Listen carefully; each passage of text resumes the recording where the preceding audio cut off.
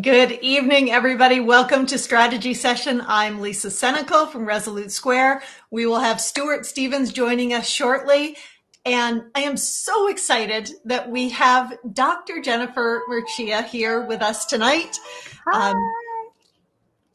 You are one of my favorite people, Jen. I'm so excited that we have you back here again. For people who don't know, Jen is an award-winning professor in the Department of Communications and Journalism at Texas A&M. She writes about political discourse, especially related to citizenship, democracy, the presidency, and she's a contributor to Resolute Square.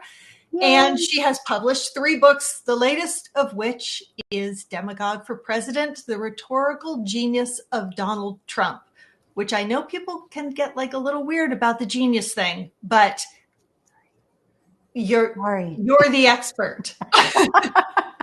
Yeah.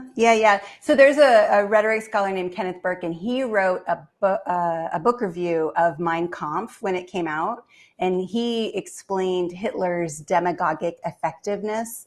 And so that's what I mean by rhetorical genius. But it's just Trump kept calling himself a genius. So what are you going to do? A very stable one. Very stable. Not very stable.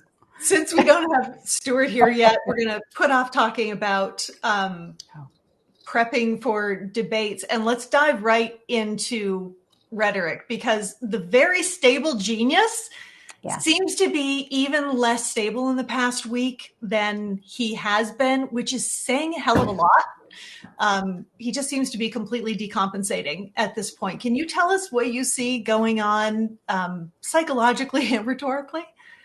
He seems very tired and very stressed.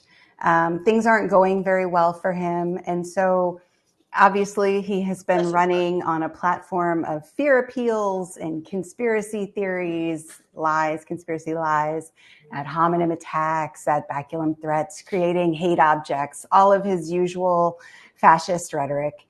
But lately he does seem to be just a little bit off. For him, like he's tired, and I think because he's so tired, he's just rambling more than usual and even more incoherent and saying just really bizarre things. And it hasn't been very much fun to listen to Donald Trump lately. Yeah, the escalation of the violent rhetoric in the past few days, where he was talking about we just need one very violent day, and where basically the police can have a free-for-all. It sounded very I don't know, like, we're going to go out and we're going to shoot all drug dealers, and somehow that becomes legal, which I guess maybe the Supreme Court has made that legal for the president to do it, but I'm pretty sure the rest of us are not allowed to just go out and randomly shoot people who we think are criminals. But does that appeal to, is that doing something effective with his base? Well, so I think I've talked to you about right-wing authoritarian personalities before, and there's been so much research done on them since World War II. And what we know about them is that right-wing authoritarian personalities are people who are very defensive of group norms, and they have what is called a very strong posse response.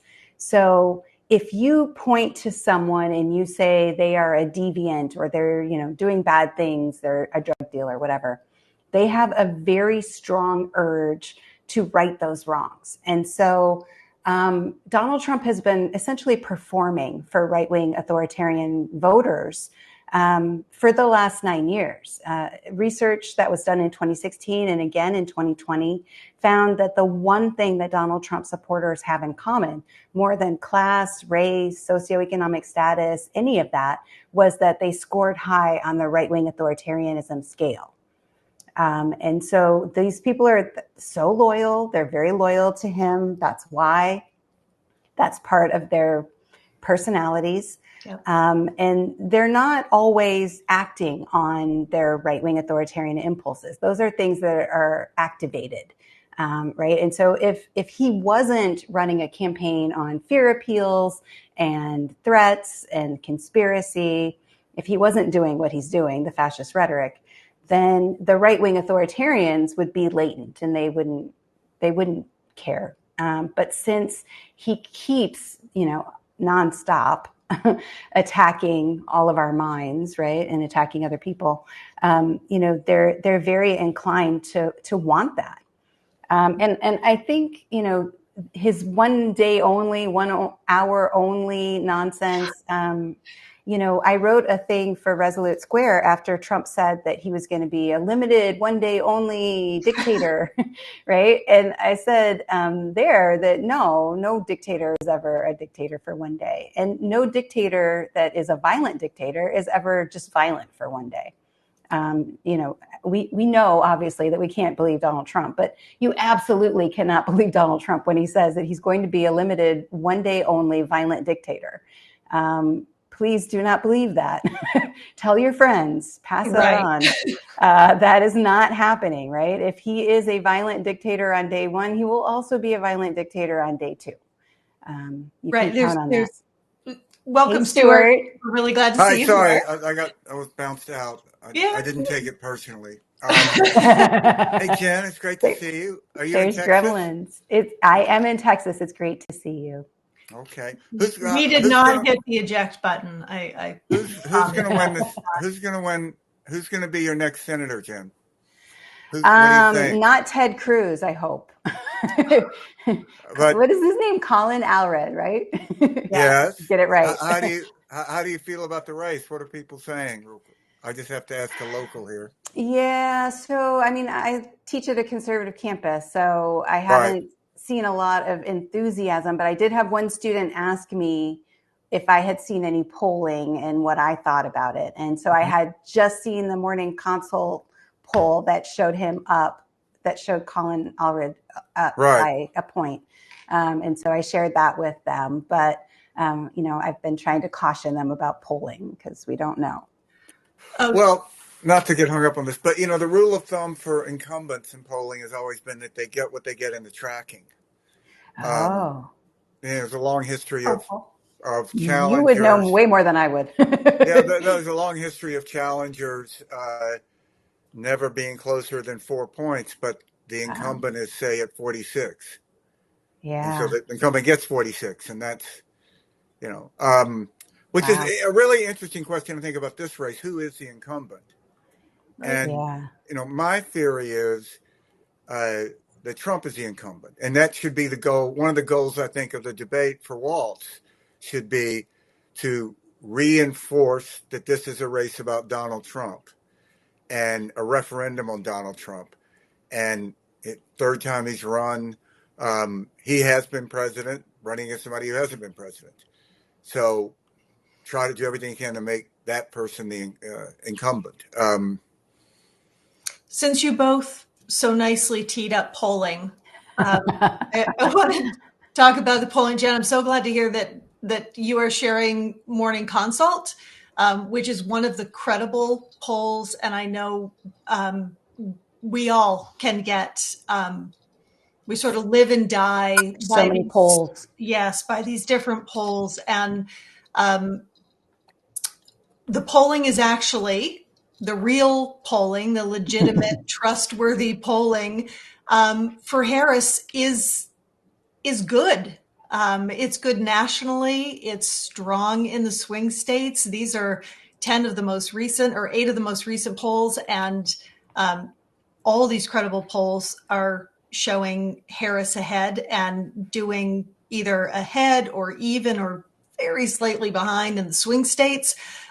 So the polling, legitimate polling is looking very good. Yesterday morning, after I was going through some of the most recent polling and opened up a poll from Atlas, which I was not terribly familiar with, and started diving into the crosstabs because it was showing Trump up, not only nationally, but in all but 2 of the swing states. And this is one of the polls that Simon Rosenberg cautions us to not put too much weight in. And I just wanted to show you a few of the numbers. This poll is showing that Harris is tied essentially 3 points better with men, and she's losing women, which it should make you call into question everything else about a poll when you see that is the data. The other one that jumped out at me was that in Pennsylvania, they did separate swing state polling. And in Pennsylvania, it's showing Trump at 44% of the black vote. And, Stuart, can you talk to us about the last time a Republican got over 40% of the black vote in Pennsylvania, or really anywhere else?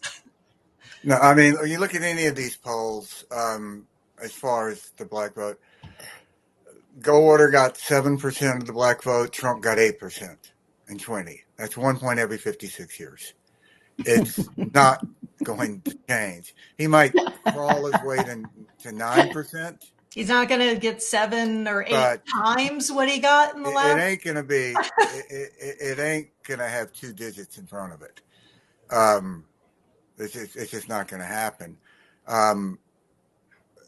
Usually in these races, sort of 3 groups move to Democrats in the end. Younger voters move more to Democrats in the they pay more attention, and when they do pay more attention, they move toward Democrats.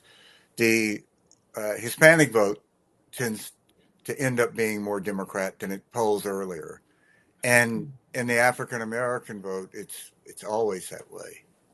But again, I wanted to ask you for Harris then, because in the Atlas poll in Michigan, she's polling at 49. She and Trump are both polling at 49% with the 18 to 29 vote, which, I mean, this poll made me crazy. I had to write Simon Rosenberg and ask him, am I losing my damn mind? Do I have no idea how to read polls any longer? Like, did I fall and hit my head? How can this possibly remotely be right? And it's not just that these outlier polls are out there and they make us crazy. It's that they're all getting averaged in to the overall polling average, which in some cases is making it look like the race is tighter than it is, which I guess is not entirely bad, because we should all be working as hard as we can until the end. But we also shouldn't feel as though, don't pay attention to the polls. Don't pay attention to them. Yeah. They're not. Here's the reason why it's going to be very difficult to know if the polls are accurate until the election results come out. And that's because of the youth vote. We have never seen voter registrations like this from young people. We've never seen this kind of high engagement and enthusiasm. I've been talking to college students for 20 years about why they don't vote. This year, they're asking me about deadlines. They're asking me, how do I register? Am I sure I'm registered if I moved? And I mean, this is a whole new thing. And so because we don't know what that turnout looks like, they can't model it accurately. And so I just don't pay attention to the polls. To answer Pax's question, any series campaign will only look at their own polling. It's sort of like a scale. It's really not so much what the number is, but if you step on the same scale every day, you will know if you're gaining or losing weight, because the scale will be it'll be accurate to itself, and that's really the way you want to look at polling. It's just where's the movement here? So if you compare one poll to another poll, all of that just loses any sort of grounding. So even if you really think, your poll may be off in the actual numbers, it should show the trends that you're going. Jen, let me ask you something. I keep reading about how the Trump campaign is counting on young white men, these sort of angry young white men. I mean, what do you think of that? I mean, you're surrounded by young white men. I don't know how angry they are. It probably depends on like what happened last Saturday at the football game. But what do you see this as a phenomenon that's emerging or what? Yeah, so my male students, they do seem to lean toward Trump. It's really interesting to think about them. They're 22, 21 years old. They don't know anything other than Trumpism. That this is the only politics they know. Yep. And so, it's like for me and others in Generation X, maybe, who grew up with Reagan as president, for almost from fourth grade till I graduated high school, right? Reagan was my president. And so, I think their whole experience of politics is very different. They don't know like how weird things are right now. They don't, this is all they've ever known. And so, yeah, so they're Republican and Trump makes sense to them. My students in 2016 did not feel that way. My Republican students in 2016 didn't know what to make of Trump, and they were very worried and very concerned about the shift in American political discourse and what Trumpism, represented. But by now it's been normalized. And I mean, frankly, that's how fascism works, right? Is you get the children. And how long, so say Harris wins and I'm really going to go out there and say, and then she wins re-election. We have years of a Harris presidency. What happens to that cohort that you're talking about as they do? Is the 8 years enough for some deprogramming? Is there so much influence? If you are living in Texas and God forbid Ted Cruz is still your senator and you continue with a governor and a lieutenant governor like the one you have right now, does that negate what's happening on the national level? I mean, Texas is very Texas centric, right? Texas exceptionalism is just as powerful as American exceptionalism for the nation. And, it is it's a really conservative place, but it's not, right? Like, we don't know because Texas is a non-voting state. So we don't actually know if Texas is as conservative as it seems like it is, because voter turnout is the lowest or second to lowest in the nation. I didn't realize that. Yeah. So if more people voted in Texas, and a lot of new folks have moved here, and so we just don't know what happens in Texas. They keep saying it every time. Why don't they vote? Why is the voter participation so low? It's really hard to vote here. They make it as hard as possible to vote in Texas.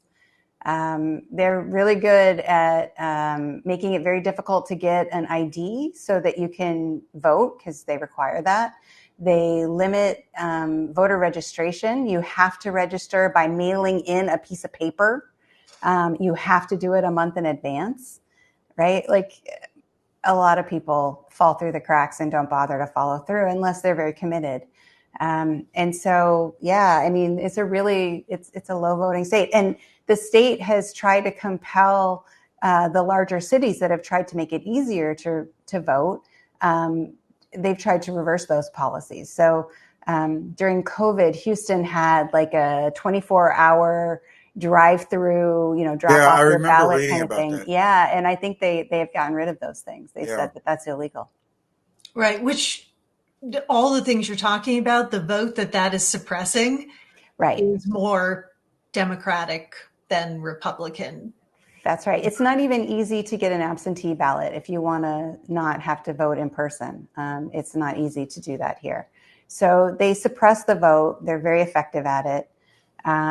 And, there just isn't that tradition of pushing through the restrictions and trying to vote. Yeah. So let's turn our attention to the debate that is coming up in 9 minutes. Hot dish. God, I don't know if I'm excited or terrified about this. I don't know what state. We're going to come back after the debate and do a short recap. And I don't know, after a couple hours of J.D. Vance, what the hell condition any of us are going to be in. But print off your bingo card and play along with us, because at least we can try to make this fun, even if we're sober. So, Jen, what do you expect to hear? We talked a little bit about this before the show started. We were getting a lot of the weirdification of fascism that you started writing about for Resolute Square in February of 23, and everybody caught up a couple of months ago and started doing the weird became the hashtag du jour, and it's sort of faded away. Do you expect to see that Tim Walz on the stage tonight? Is that effective rhetoric for him to be using?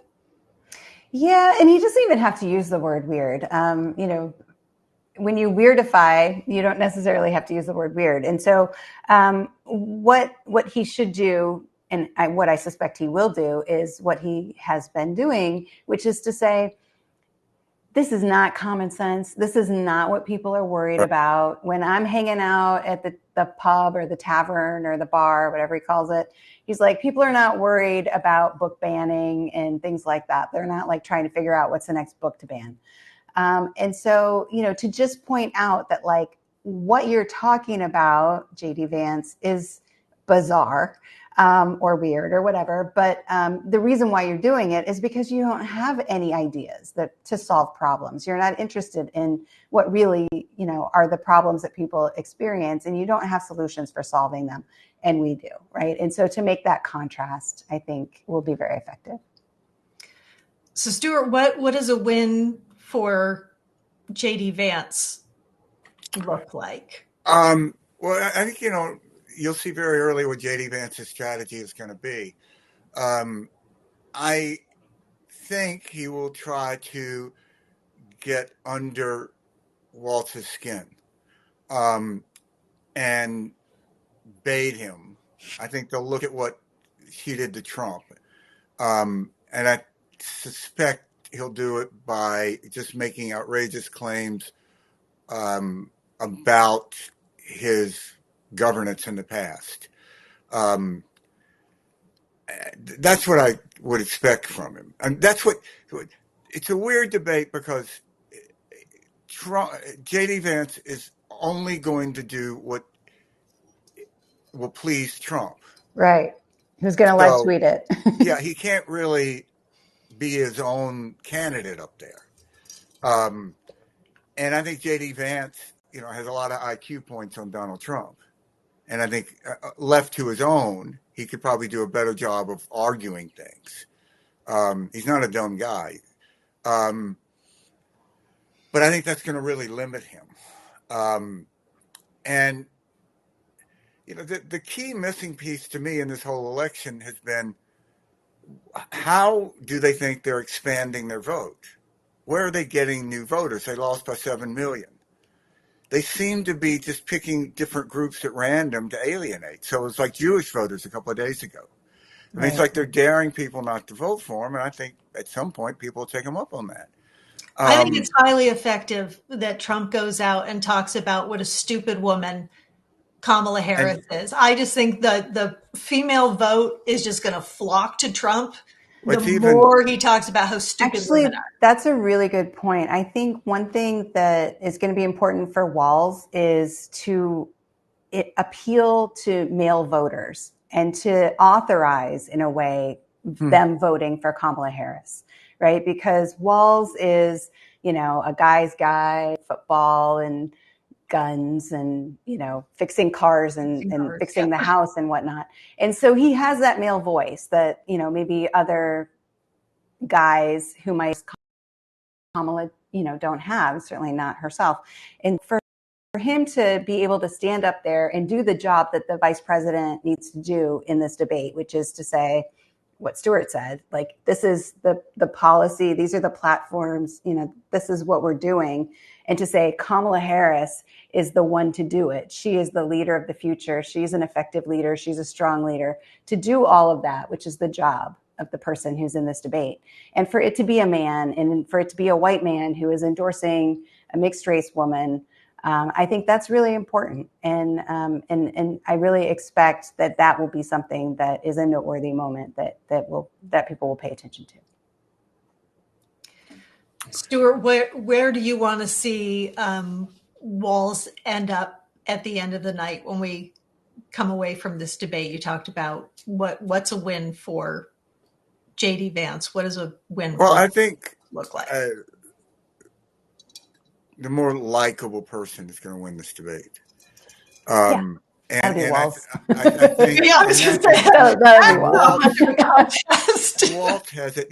The likable quality about J.D. Vance, if you read Hillbilly Elegy, if you just read the preface to it, it was self-deprecating. He was being self-deprecating. He was being modest. He was being humble. He was making fun of himself for writing. Here I am writing a memoir at 32 or something. So that's a guy you like. You've written this book, but you realize it's sort of ridiculous you're writing this book. So he can't be that figure. If he started the debate by saying, I'm here today, it's a great honor. I never in a million years thought I would be standing here. And I think it's just speaks to the possibilities of America that I can be here. But he's incapable of that. And the same was like when Ron DeSantis was running. Ron DeSantis could have run as a guy, I embody the American dream. My dad was a cable installer. I got to go to great schools. I got to be governor of a great state. That could only happen in America. It could only happen in Florida. It's embraced us. Instead, he was this angry guy. He was going to be the anti-woke guy. And I think that is just so unappealing to people. And Vance reeks ambition. And, Waltz, one of the interesting things about him is, this is someone, you really don't think this person is dying to run for president in 8 years. And I think that's an asset. Which is really interesting, because to say that an asset is for a white male not to come across as ambitious is such a paradigm shift. Yeah. Well, ambition was always a dirty word in the founding generation. If you were ambitious, you were the least qualified for office because you wanted power for the sake of power. Mm-hmm. And anyone who wanted power for the sake of power is the last person you should ever give power to. Well, that's a description of our Republican nominee. So yeah, they weren't wrong about that. I think we're wrong about it at all. Sorry, Stuart, go ahead. No, I've always thought that Trump should have done this, and Waltz would be good. If he said, look, Donald Trump had never run for office before. He was elected president of the United States. It was a tumultuous period. He's learned a lot. He's going to be a better president next time because of this. Yeah. Now, if you say something like that, then people go, well, maybe I'll listen to that. But they can't say that because you can't admit that you ever made a mistake. Yeah. So that then forces you into defending the indefensible. And you can't say, well, we could have handled it. We could have handled this better. Yeah. Which is always a likable quality in people, people start to listen to that. But I'm particularly struck by this language that Trump uses about women, and how I would hope Waltz is going to try to force Vance to defend that and bring up his own spouse. And the fact that he's stirring up hatred CBS against News immigrants. 24/7 for exclusive content. There we go. We're hopping in here. We'll see you all after the debate. Please jump in the chat and enjoy or something. Good luck, everyone.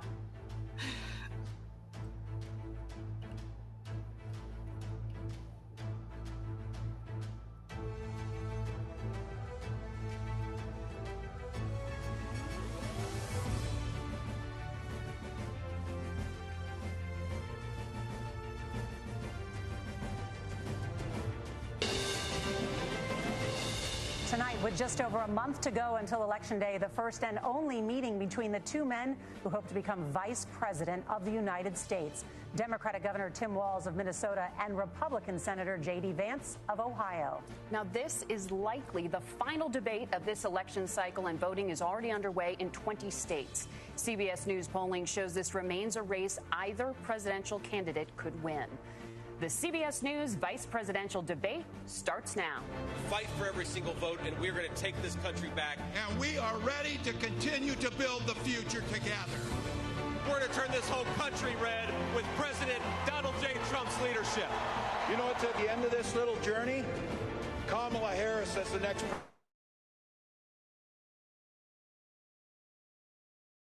News vice presidential debate. We want to welcome our viewers on CBS, on other networks here in the U.S. and around the world. We have a consequential night ahead, and our focus is the issues that matter to you, the voter. Let's introduce the candidates. Minnesota's Democratic Governor Tim Walz and Ohio's Republican Senator J.D. Vance tonight meeting for the first time.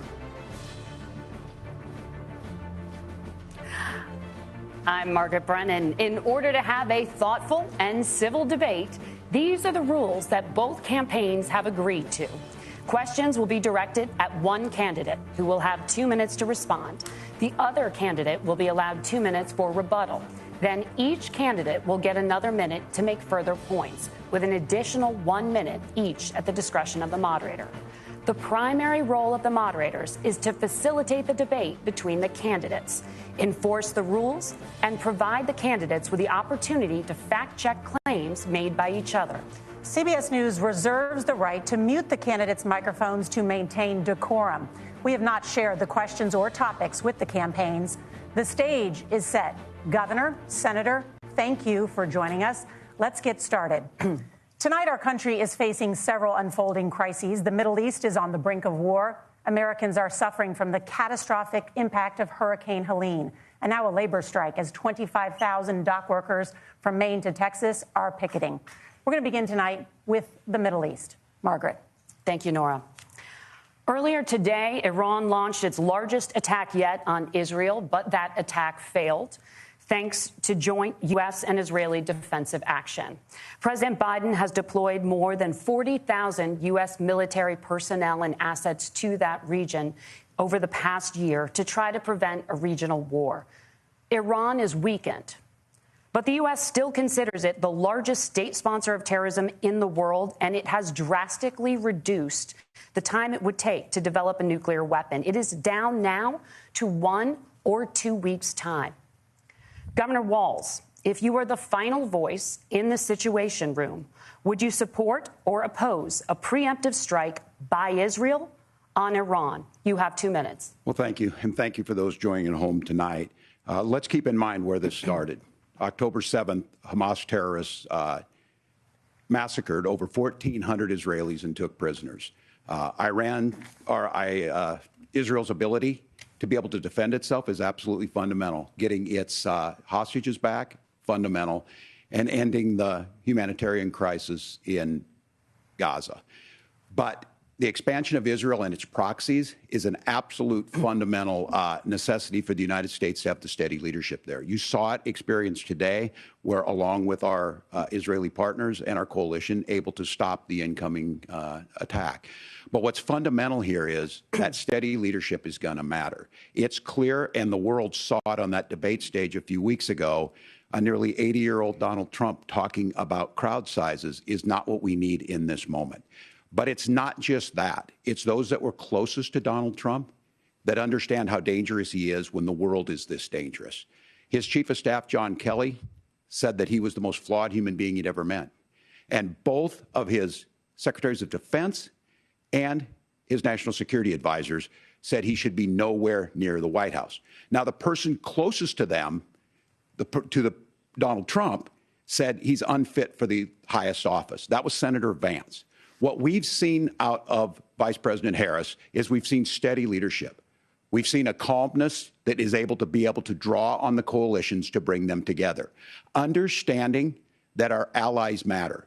When our allies see Donald Trump turn towards Vladimir Putin, turn towards North Korea, When we start to see that type of fickleness around holding the coalitions together, we will stay committed. And as the vice president said today we will protect our forces and our allied forces, and there will be consequences.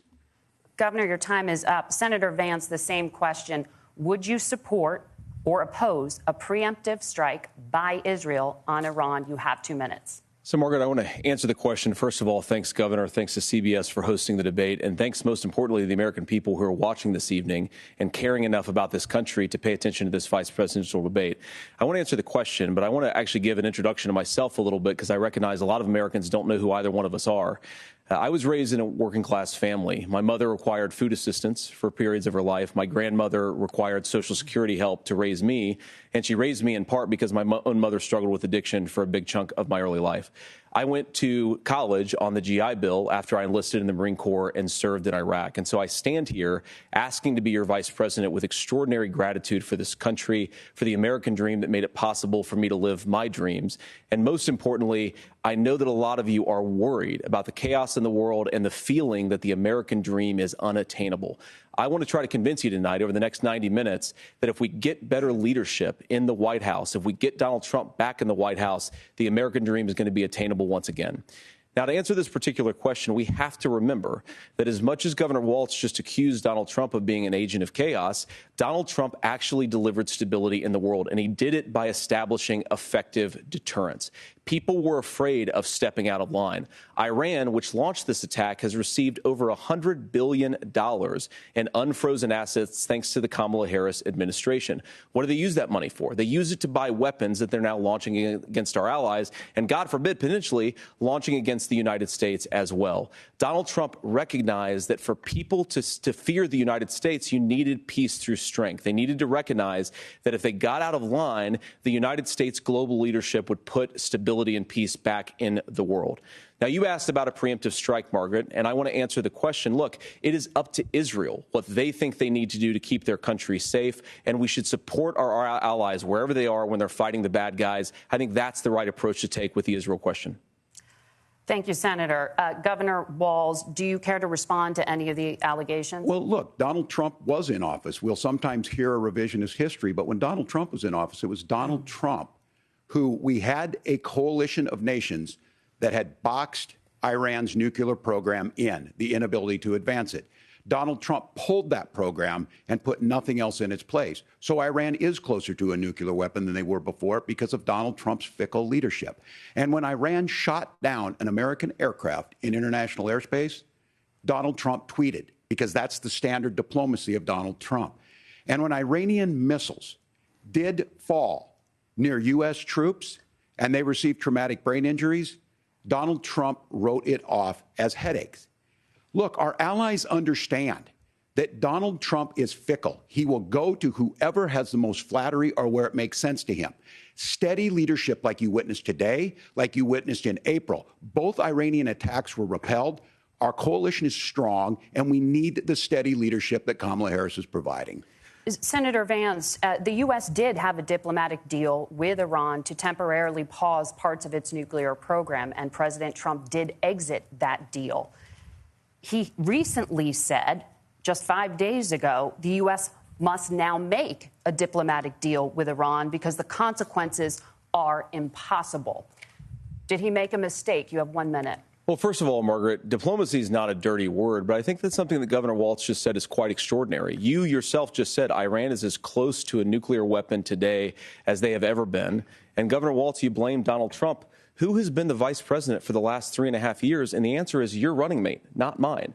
Donald Trump consistently made the world more secure. Now, we talk about the sequence of events that led us to where we are right now, and you can't ignore October the 7th, which I appreciate Governor Walz bringing up. But when did Iran and Hamas and their proxies attack Israel? It was during the administration of Kamala Harris. So Governor Walz can criticize Donald Trump's tweets, but effective, smart diplomacy and peace through strength is how you bring stability back to a very broken world. Donald Trump has already done it once before. Ask yourself at home, when was the last time, I'm 40 years old, when was the last time that an American president didn't have a major conflict break out? The only answer is during the 4 years that Donald Trump was president. Gentlemen, we have a lot to get to. Nora? Margaret, thank you. Let's turn now to Hurricane Helene. The storm could become one of the deadliest on record. More than 160 people are dead and hundreds more are missing. Scientists say climate change makes these hurricanes larger, stronger, and more deadly because of the historic rainfall. Senator Vance, according to CBS News polling, 7 in 10 Americans and more than 60% of Republicans under the age of 45 favor the U.S. taking steps to try and reduce climate change.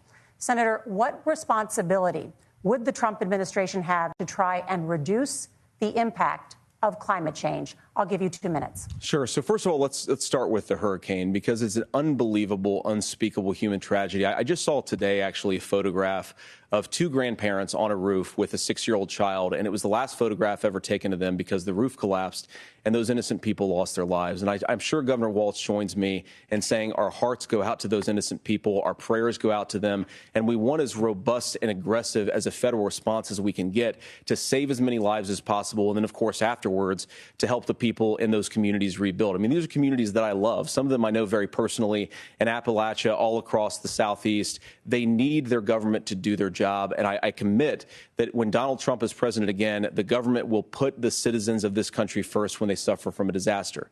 Now, Nora, you asked about climate change. I think this is a very important issue. Look, a lot of people are justifiably worried about all these crazy weather patterns. I think it's important for us, first of all, to say Donald Trump and I support clean air, clean water. We want the environment to be cleaner and safer. But one of the things that I've noticed some of our Democratic friends talking a lot about is a concern about carbon emissions, this idea that carbon emissions drives all of the climate change. Well, let's just say that's true, just for the sake of argument, so we're not arguing about weird science. Let's just say that's true. Well, if you believe that, what would you want to do? The answer is that you'd want to reshore as much American manufacturing as possible, and you'd want to produce as much energy as possible in the United States of America, because we're the cleanest economy in the entire world. What have Kamala Harris's policies actually led to? More energy production in China, more manufacturing overseas, more doing business in some of the dirtiest parts of the entire world. And when I say that, I mean the amount of carbon emissions they're doing per unit of economic output. So if we actually care about getting cleaner air and cleaner water, the best thing to do is to double down and invest in American workers and the American people. And unfortunately, Kamala Harris has done exactly the opposite. Governor Walz, you have 2 minutes to respond. Well, we got close to an agreement because all those things are happening. Look, first of all, it is a horrific tragedy with this hurricane. And my heart goes out to the folks that are down there in contact with the governors. I serve as co-chair of the Council of Governors as we work together on these emergency managements. Governors know no partisanship. They work together. So all of the governors and the emergency responders are on the ground. Those happen on the front end. The federal government comes in, makes sure they're there to that we recover. But we're still in that phase where we need to make sure that they're staying there, staying focused. Now, look, coming back to the climate change issue, there's no doubt this thing roared onto the scene faster and stronger than anything we've seen. Senator Vance has said that there's a climate problem in the past. Donald Trump called it a hoax and then joked that these things would make more beachfront property to be able to invest in. What we've seen out of the Harris administration now, the Biden-Harris administration, is we've seen this investment. We've seen massive investments, the biggest in global history that we've seen in the Inflation Reduction Act, has created jobs all across the country. 2,000 in Jeffersonville, Ohio, taking the EV technology that we invented and making it here. 200,000 jobs across the country. The largest solar manufacturing plant in North America sits in Minnesota. But my farmers know climate change is real. They've seen 500-year droughts, 500-year floods back to back. But what they're doing is adapting, and this has allowed them to tell me, look, I harvest corn, I harvest soybean, and I harvest wind. We are producing more natural gas and more oil at any time than we ever have. We're also producing more clean energy. So the solution for us is to continue to move forward, that climate change is real. Reducing our impact is absolutely critical, but this is not a false choice. You can do that at the same time you're creating the jobs that we're seeing all across the country. That's exactly what this administration has done. We are seeing us becoming an energy superpower for the future, not just the current. And that's what absolutely makes sense. And then we start thinking about how do we mitigate these disasters. Thank you. Senator, I want to give you an opportunity to respond there. The governor mentioned that President Trump has called climate change a hoax. Do you agree?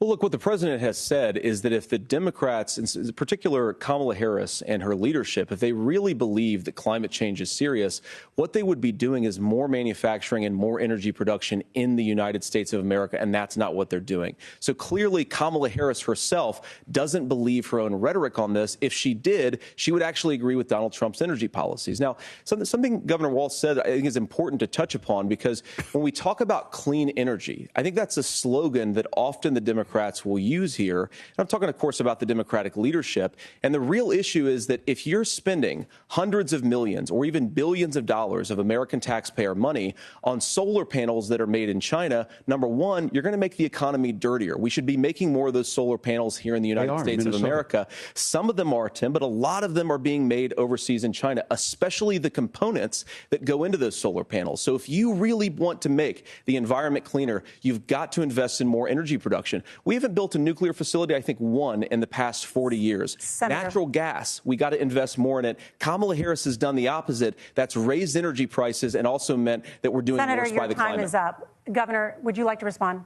Well, look, we're producing more natural gas than we ever have. There's no moratorium on that. We're producing more oil. But the folks know, and like I said, again, these are not liberal folks. These are not folks that are Green New Deal folks. These are farmers that have been drought one year, massive flooding the next year. They understand that it makes sense. Look, our number one export cannot be topsoil from erosion from these massive storms. We saw it in Minnesota this summer. And thinking about how do we respond to that, we're thinking ahead on this. And what Kamala Harris has been able to do in Minnesota, we're starting to weatherproof some of these things. The infrastructure law that was passed allows us to think about mitigation in the future. How do we make sure that we're protecting by burying our power lines? How do we make sure that we're protecting lakefronts and things that we're seeing more and more of? But to call it a hoax and to take the oil company executives to Mar-a-Lago, say, give me money for my campaign, and I'll let you do whatever you want. We can be smarter about that, and an all-above energy policy is exactly what she's doing, creating those jobs right here. Governor, your time is up. The overwhelming consensus among scientists is that the Earth's climate is warming at an unprecedented rate. Margaret? Thank you, Nora. We're going to turn now to immigration. The crisis at the U.S.-Mexico border consistently ranks as one of the top issues for American voters. Senator Vance, your campaign is pledging to carry out the largest mass deportation plan in American history and to use the U.S. military to do so. Could you be more specific about exactly how this will work? For example, would you deport parents who have entered the U.S. illegally and separate them from any of their children who were born on U.S. soil? You have 2 minutes. So first of all, Margaret, before we talk about deportations, we have to stop the bleeding. We have a historic immigration crisis because Kamala Harris started and said that she wanted to undo all of Donald Trump's border policies. 94 executive orders suspending deportations, decriminalizing illegal aliens, massively increasing the asylum fraud that exists in our system. That has opened the floodgates. And what it's meant is that a lot of fentanyl is coming into our country. I had a mother who struggled with opioid addiction and has gotten clean. I don't want people who are struggling with addiction to be deprived of their second chance because Kamala Harris let in fentanyl into our communities at record levels. So you've got to stop the bleeding. You've got to re-implement Donald Trump's border policies, build the wall, re-implement deportations. And that gets me to your point, Margaret, about what do we actually do? So we've got 25 million illegal aliens who are here in the country. What do we do with them? I think the first thing that we do is we start with the criminal migrants. About 1 million of those people have committed some form of crime in addition to crossing the border illegally. I think you start with deportations on those folks. And then I think you make it harder for illegal aliens to undercut the wages of American workers. A lot of people will go home if they can't work for less than minimum wage in our own country. And by the way, that'll be really good for our workers who just want to earn a fair wage for doing a good day's work. And the final point, Margaret, is you ask about family separation. Right now in this country, Margaret, we have 320,000 children that the Department of Homeland Security has effectively lost. Some of them have been sex trafficked. Some of them hopefully are at homes with their families. Some of them have been used as drug trafficking mules. The real family separation policy in this country is unfortunately Kamala Harris's wide open southern border. And I'd ask my fellow Americans to remember when she came into office, she said she was going to do this. Real leadership would be saying, you know what, I screwed up. We're going to go back to Donald Trump's border policies. I wish that she would do that. It would be good for all of us. Governor, do you care to respond to any of the specific allegations, including that the vice president is, quote, letting in fentanyl and using kids as drug mules, among other things, regarding children? The drug mule is not true, but I will say about this, about the fentanyl, because this is a crisis of this, the opioid crisis. And the good news on this is the last 12 months saw the largest decrease in opioid deaths in our nation's history, 30% decrease in Ohio. But there's still more work to do. But let's go back to this on immigration. Kamala Harris was the attorney general of the largest state and a border state in California. She's the only person in this race who prosecuted transnational gangs for human trafficking and drug interventions. But look, we all want to solve this. Most of us want to solve this, and that is the United States Congress. That's the Border Patrol agents. That's the Chamber of Commerce. That's most Americans out here. That's why we had the fairest and the toughest bill on immigration that this nation's seen. It was crafted by a conservative senator from Oklahoma, James Lankford. I know him. He's super conservative, but he's a man of principle, wants to get it done. Democrats and Republicans worked on this piece of legislation. The Border Patrol said, this is what we need in here. These are the experts. And the Chamber of Commerce and the Wall Street Journal said, pass this thing. Kamala Harris helped get there. 1,500 new border agents, detection for drugs, DOJ money to speed up these the adjudications on this, just what America wants. But as soon as I was getting ready to pass and actually tackle this, Donald Trump said no, told them to vote against it because it gives him a campaign issue. It gives him to, what would Donald Trump talk about if we actually did some of these things? And they need to be done by the legislature. You can't just do this through the executive branch. So look, we have the options to do this. Donald Trump had 4 years. He had 4 years to do this. And he promised you, America, how easy it would be. I'll build you a big, beautiful wall, and Mexico will pay for it. Less than 2% of that wall got built, and Mexico didn't pay a dime. But here we are again, 9 years after he came down that escalator, dehumanizing people and telling them what he was going to do. As far as the deportation plan, at one point, Senator Vance said it was so unworkable to be laughable. So that's where we're at. Pass the bill, she'll sign it. Governor, your time is up. Senator, the question was, will you separate parents from their children, even if their kids are U.S. citizens? You have 1 minute. Margaret, my point is that we already have massive child separations thanks to Kamala Harris's open border. And I didn't accuse Kamala Harris of inviting drug mules. I said that she enabled the Mexican drug cartels to operate freely in this country. And we know that they use children as drug mules. And it is a disgrace, and it has to stop. Look, I think what Tim said just doesn't pass the smell test. For 3 years, Kamala Harris went out bragging that she was going to undo Donald Trump's border policy. She did exactly that. We had a record number of illegal crossings. We had a record number of fentanyl coming into our country. And now that she's running for president, or a few months before, she says that somehow she got religion and cared a lot about a piece of legislation. The only thing that she did when she became the vice president, when she became the appointed border czar, was to undo 94 Donald Trump executive actions that opened the border. This problem is leading to massive problems in the United States of America. Parents who can't afford health care, schools that are overwhelmed. It's got to stop, and it will when Donald Trump is president again. Senator, your time is up. Governor, what about our CBS News polling, which does show that a majority of Americans, more than 50%, support mass deportations? Look, we fix this issue with a bill that is necessary. But the issue on this is what happens when you don't want to solve it. You demonize it. And we saw this. And Senator Vance, and it surprises me on this, talking about and saying, I will create stories to bring attention to this. That vilified a large number of people who were here legally in the community of Springfield. The Republican governor said, it's not true. Don't do it. There's consequences for this. There's consequences. We could come together. Senator Lankford did it. We could come together and solve this if we didn't let Donald Trump continue to make it an issue. And the consequences in Springfield were the governor had to send state law enforcement to escort kindergartners to school. I believe Senator Vance wants to solve this, but by standing with Donald Trump and not working together to find a solution, it becomes a talking point. And when it becomes a talking point like this, we dehumanize and villainize other human beings. Tim, Governor, your time is up. Senator, I'll give you 1 minute, but let me just ask you the question first. The governor has made the point, and I think as a sitting lawmaker, you know that Congress controls the purse strings and any funding.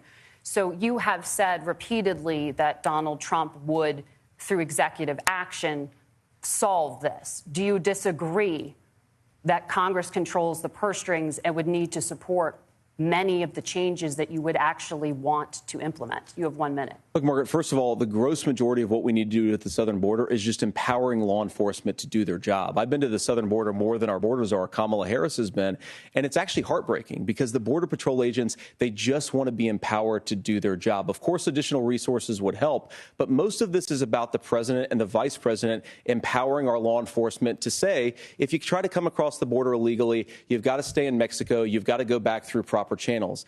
Now, Governor Walz brought up the community of Springfield, and he's very worried about the things that I've said in Springfield. Look, in Springfield, Ohio, and in communities all across this country, you've got schools that are overwhelmed. You've got hospitals that are overwhelmed. You have got housing that is totally unaffordable because we brought in millions of illegal immigrants to compete with Americans for scarce homes. The people that I'm most worried about in Springfield, Ohio, are the American citizens who have had their lives destroyed by Kamala Harris's open border. It is a disgrace, Tim. And I actually think, I agree with you. I think you want to solve this problem, but I don't think that Kamala Harris does. Senator, your time is up. Governor, you have 1 minute to respond. Yeah, well, it is law enforcement that asked for the bill.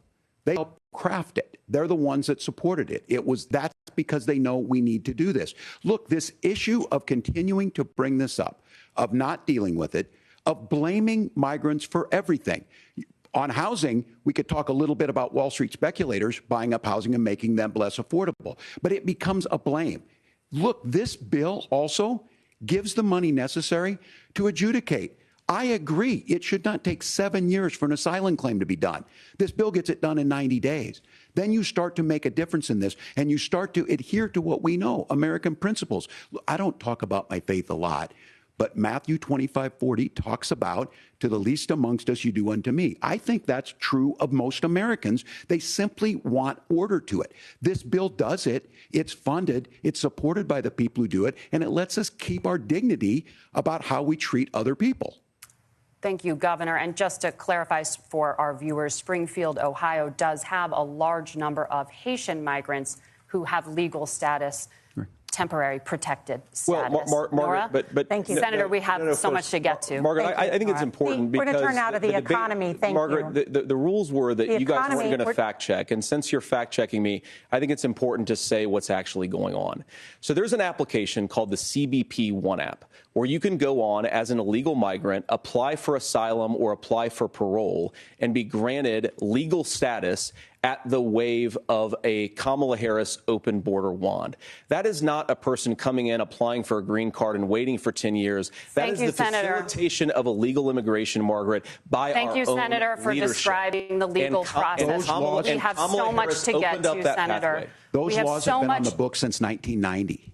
Thank you, gentlemen. The CBP One app has not been on the books since 1990. It's something that Kamala Harris created, Margaret. Gentlemen, the audience can't hear you because your mics are cut. We have so much we want to get to. Thank you for explaining the legal process.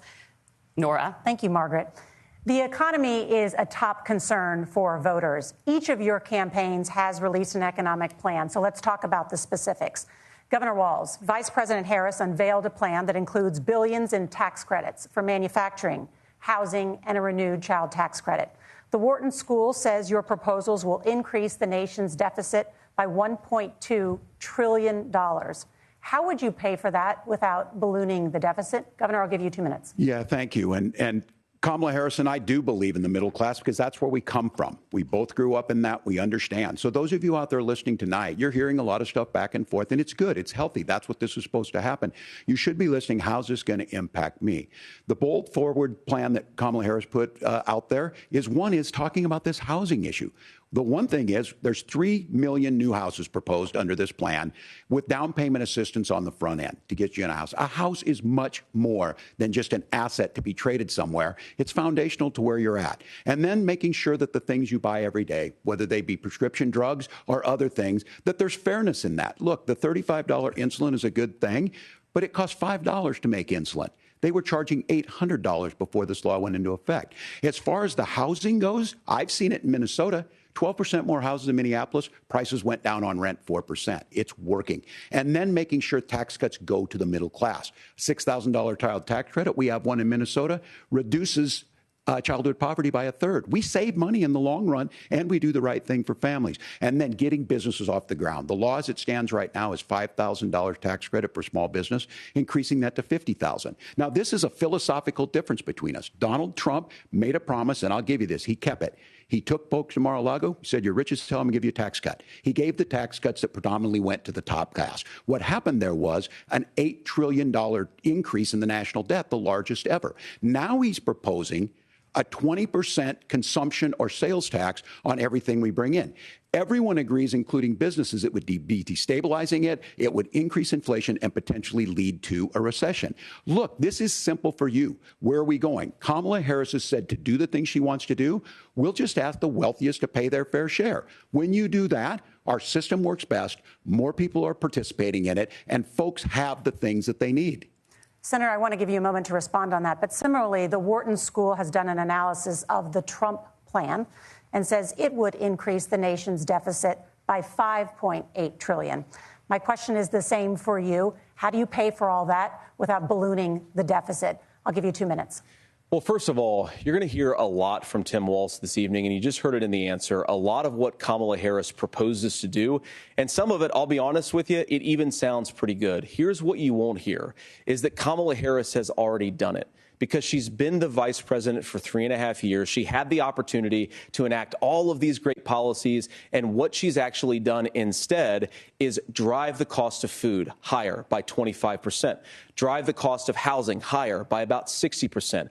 Open the American southern border and make middle-class life unaffordable for a large number of Americans. If Kamala Harris has such great plans for how to address middle-class problems, then she ought to do them now. Not when asking for a promotion, but in the job the American people gave her 3.5 years ago. And the fact that she isn't tells you a lot about how much you can trust her actual plans.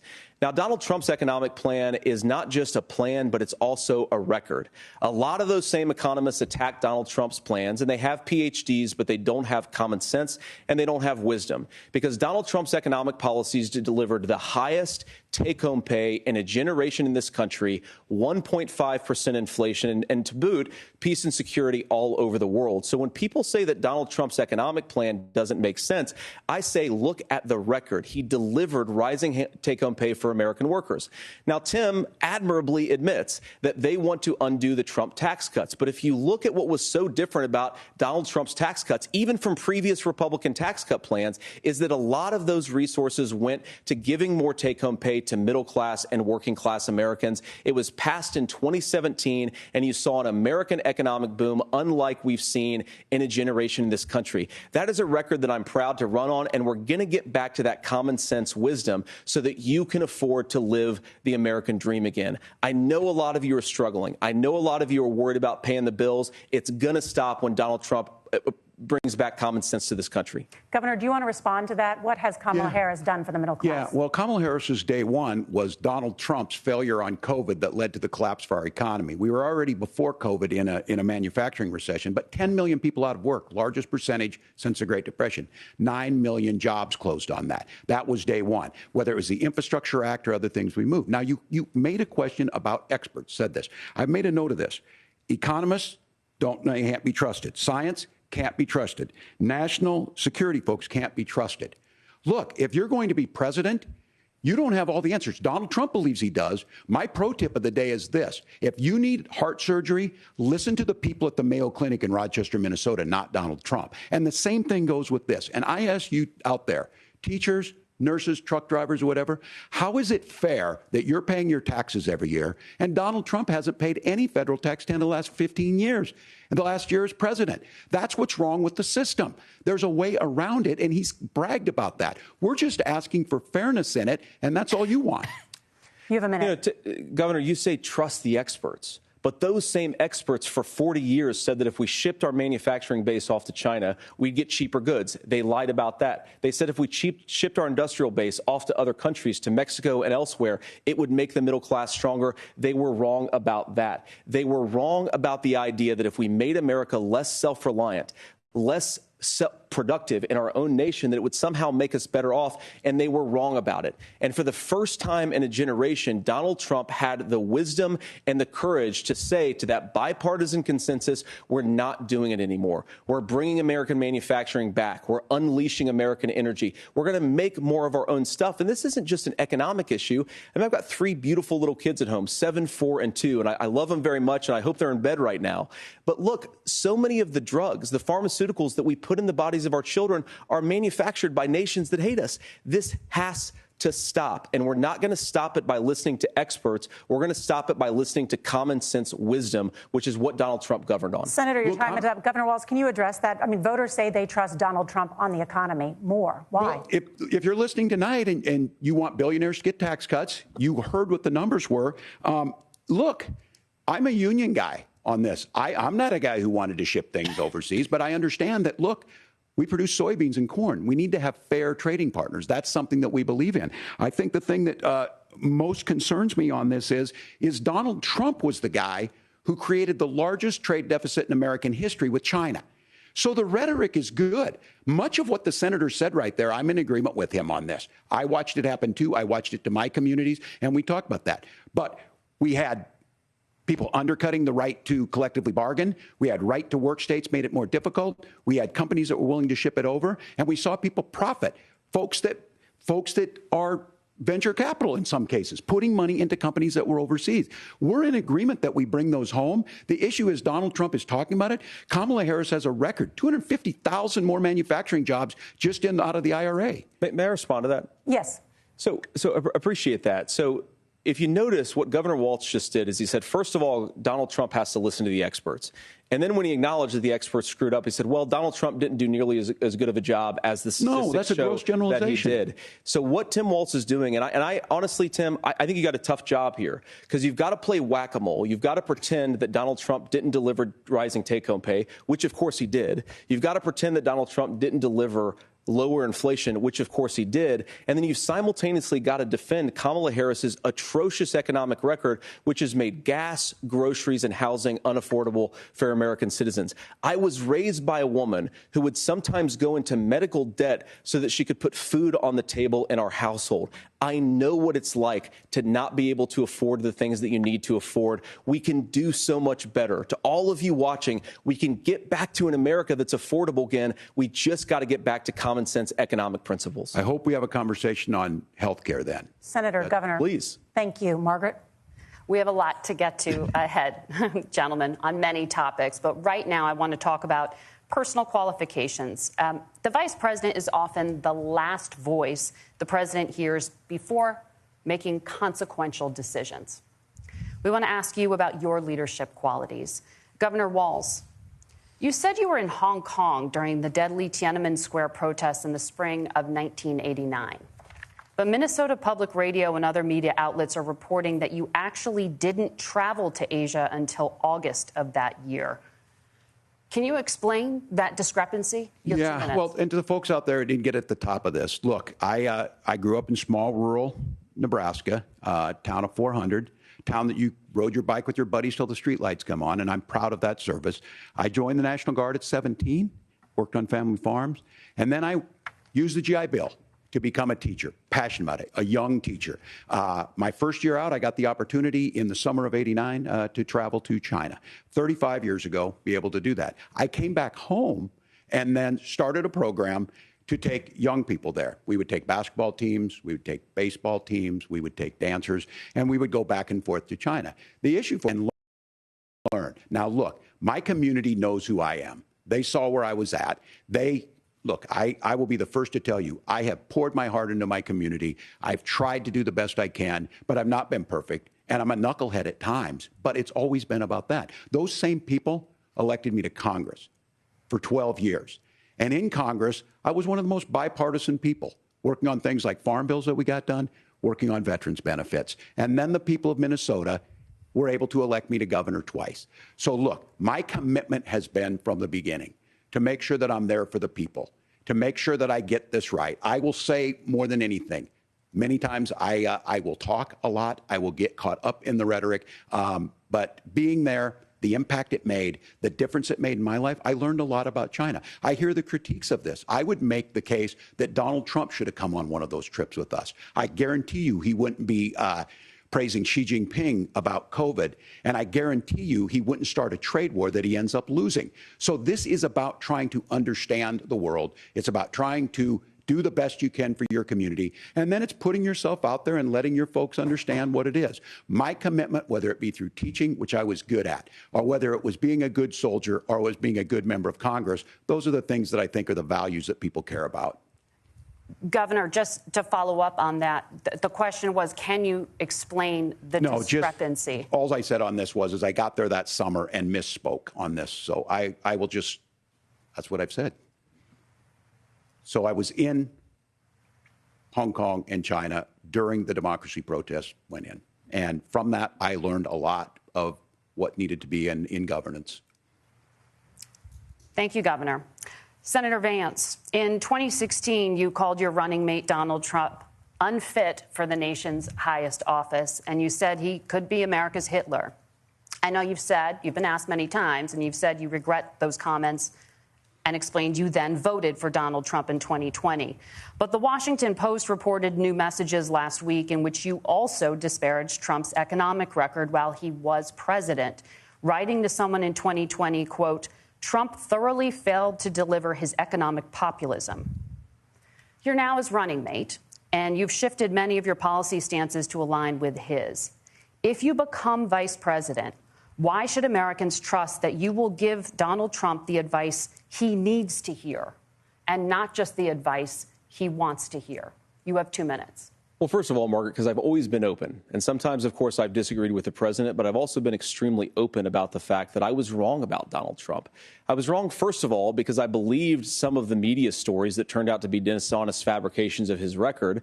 But most importantly, Donald Trump delivered for the American people. Rising wages, rising take-home pay, an economy that worked for normal Americans, a secure southern border, a lot of things, frankly, that I didn't think he'd be able to deliver on. And yeah, when you screw up, when you misspeak, when you get something wrong and you change your mind, you ought to be honest with the American people about it. It's one of the reasons, Margaret, why I've done so many interviews is because I think it's important to actually explain to the American people where I come down on the issues and what changed. Now, you pointed out the messages from 2020. Margaret, I've been extremely consistent that I think there were a lot of things that we could have done better in the Trump administration the first round if Congress was doing its job. I strongly believe, and I've been a United States Senator, that Congress is not just a high-class debating society. It's not just a forum for senators and congressmen to whine about problems. It's a forum to govern. So there were a lot of things on the border, on tariffs, for example, where I think that we could have done so much more if the Republican Congress and the Democrats in Congress had been a little bit better about how they govern the country. They were so obsessed with impeaching Donald Trump, they couldn't actually govern. And I want to talk about this tariff issue in particular, Margaret, because Tim just accused this of being a national sales tax. Look, the one thing, and you're probably surprised to hear me praising Joe Biden, but the one thing that Joe Biden did is he continued some of the Trump tariffs that protected American manufacturing jobs. And it's the one issue, the most pro-worker part of the Biden administration, it's the one issue where Kamala Harris has run away from Joe Biden's record. Think about this. If you're trying to employ slave laborers in China at $3 a day, you're going to do that and undercut the wages of American workers unless our country stands up for itself and says you're not accessing our markets unless you're paying middle-class Americans a fair wage. Senator, your time is up. Nora? Thank you. Now to the issue of reproductive rights. Governor Walz, after Roe versus Wade was overturned, you signed a bill into law that made Minnesota one of the least restrictive states in the nation when it comes to abortion. Former President Trump said in the last debate that you believe abortion, quote, in the 9th month is absolutely fine. Yes or no? Is that what you support? I'll give you 2 minutes. That's not what the bill says. But look, this issue is what's on everyone's mind. Donald Trump put this all into motion. He brags about how great it was that he put the judges in and overturned Roe versus Wade, 52 years of personal autonomy. And then he tells us, oh, we send it to the states. It's a beautiful thing. Amanda Zaworski would disagree with you on it's a beautiful thing. A young bride in Texas waiting for their child at 18 weeks. She has a complication, a tear in the membrane. She needs to go in. The medical care at that point needs to be decided by the doctor. And that would have been an abortion. But in Texas, that would have put them in legal jeopardy. She went home, got sepsis, nearly dies, and now she may have difficulty having children. Or in Kentucky, Hadley Duvall, a 12-year-old child raped and impregnated by her stepfather. Those are horrific. Now, when God asked about that, Senator Vance said 2 wrongs don't make a right. There is no right in this. So in Minnesota, what we did was restore Roe versus Wade. We made sure that we put women in charge of their health care. But look, this is not where, if you don't know Amanda or a Hadley, you soon will. Their Project 2025 is going to have a registry of pregnancies. It's going to make it more difficult, if not impossible, to get contraception and limit access, if not eliminate access to infertility treatments. For so many of you out there listening, me included, infertility treatments are why I have a child. That's nobody else's business, but those things are being proposed. And the catch-all on this is, well, the states will decide what's right for Texas might not be right for Washington. That's not how this works. This is basic human right. We have seen maternal mortality skyrocket in Texas, outpacing many other countries in the world. This is about health care. In Minnesota, we are ranked first in health care for a reason. We trust women. We trust doctors. Senator, do you want to respond to the governor's claim? Will you create a federal pregnancy monitoring agency? No, Nora, certainly we won't. And I want to talk about this issue because I know a lot of Americans care about it, and I know a lot of Americans don't agree with everything that I've ever said on this topic. And, you know, I grew up in a working class family in a neighborhood where I knew a lot of young women who had unplanned pregnancies and decided to terminate those pregnancies because they feel like they didn't have any other options. And, you know, one of them is actually very dear to me. And I know she's watching tonight, and I love you. And she told me something a couple years ago that she felt like if she hadn't had that abortion, that it would have destroyed her life because she was in an abusive relationship. And I think that what I take from that as a Republican who proudly wants to protect innocent life in this country, who proudly wants to protect the vulnerable, is that my party, we've got to do so much better of a job at earning the American people's trust back on this issue where they frankly just don't trust us. And I think that's one of the things that Donald Trump and I are endeavoring to do. I want us as a Republican Party to be pro-family in the fullest sense of the word. I want us to support fertility treatments. I want us to make it easier for moms to afford to have babies. I want it to make it easier for young families to afford a home so they can afford a place to raise that family. And I think there's so much that we can do on the public policy front just to give women more options. Now, of course, Donald Trump has been very clear that on the abortion policy specifically, that we have a big country and it's diverse. And California has a different viewpoint on this than Georgia. Georgia has a different viewpoint from Arizona. And the proper way to handle this, as messy as democracy sometimes is to let voters make these decisions, let the individual states make their abortion policy. And I think that's what makes the most sense in a very big, a very diverse, and let's be honest, sometimes a very, very messy and divided country. Governor, would you like to respond and also answer the question about restrictions? Yeah, well, the question got asked and Donald Trump made the accusation that wasn't true about Minnesota. Well, let me tell you about this idea that there's diverse states. There's a young woman named Amber Thurman. She happened to be in Georgia, a restrictive state. Because of that, she had to travel a long distance to North Carolina to try and get her care. Amber Thurman died in that journey back and forth. The fact of the matter is, how can we as a nation say that your life and your rights, as basic as the right to control your own body, is determined on geography? There's a very real chance had Amber Thurman lived in Minnesota, she would be alive today. That's why the restoration of Roe versus Wade. When you listen to Vice President Harris talk about this subject and you hear me talk about it, you hear us talking exactly the same. Donald Trump is trying to figure out how to get the political right of this. I agree with a lot of what Senator Vance said about what's happening. His running mate, though, does not, and that's the problem. Governor, your time is up. Senator, let me ask you about that. He mentioned, it was, I think, referring to a national ban. In the past, you have supported a federal ban on abortion after 15 weeks. In fact, you said if someone can't support legislation like that, quote, you are making the United States the most barbaric pro-abortion regime anywhere in the entire world. My question is, why have you changed your position? Well, Nora, first of all, I never supported a national ban. I did when I was running for Senate in 2022 talk about setting some minimum national standard. For example, we have a partial birth abortion ban in place in this country at the federal level. I don't think anybody's trying to get rid of that, or at least I hope not, though I know that Democrats have taken a very radical pro-abortion stance. But Nora, one of the things that changed is in the state of Ohio, we had a referendum in 2023, and the people of Ohio voted overwhelmingly, by the way, against my position.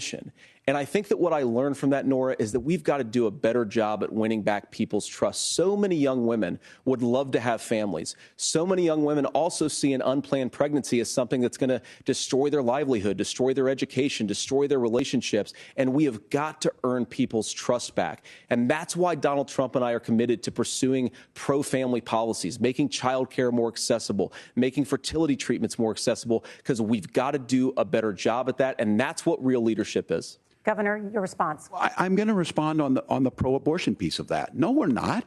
We're pro-women. We're pro-freedom to make your own choice. We know what the implications are to not be that. Women having miscarriages, women not getting the care, physicians feeling like they may be prosecuted for providing that care. And as far as making sure that we're educating our children and giving them options, Minnesota's a state with one of the lowest teen pregnancy rates. We understand that, too. We know that the options need to be available, and we make that true. We also make it, we're a top 3 state for the best place to raise children. But these two things, to try and say that we're pro-children, but we don't like this, or you guys are pro-abortion, that's not the case at all. We are pro-freedoms for women to make their choices, and we're going, and Kamala Harris is making the case, to make options for children more affordable, a $6,000 child tax credit, but we're not going to base that on the backs of making someone like Amber Thurman drive 600 miles to try and get health care. Senator? May I respond to that? First of all, Governor, I agree with you. Amber Thurman should still be alive, and there are a lot of people who should still be alive, and I certainly wish that she was. And maybe you're free to disagree with me on this and explain this to me, but as I read the Minnesota law that you signed into law, the statute that you signed into law, it says that a doctor who presides over an abortion where the baby survives, the doctor is under no obligation to provide life-saving care to a baby who survives a botched late-term abortion. That is, I think, whether you're pro-choice or pro-abortion, that is fundamentally barbaric. And that's why I use that word, Nora, is because some of what we've seen, do you want to force Catholic hospitals to perform abortions against their will? Because Kamala Harris has supported suing Catholic nuns to violate their freedom of conscience. We can be a big and diverse country where we respect people's freedom of conscience and make the country more pro-baby and pro-family. But please. Yes, Governor, please respond. Look, this is one where there's always something there. This is a very simple proposition.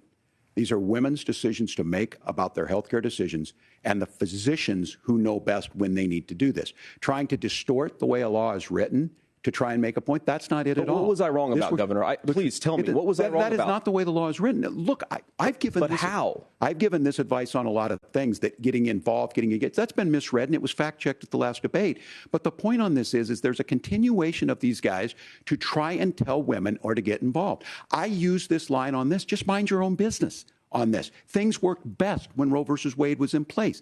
When we do a restoration of Roe, that works best. That doesn't preclude us from increasing funding for children. It doesn't increase us from making sure that once that child's born, like in Minnesota, they get meals, they get early childhood education, they get health care.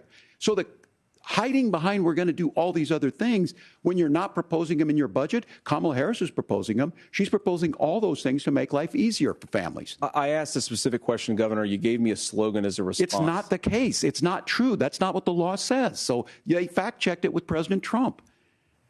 Gentlemen, there's a lot to discuss. We have to move on, and we're going to be right back with much more of the CBS News vice presidential debate in just a moment.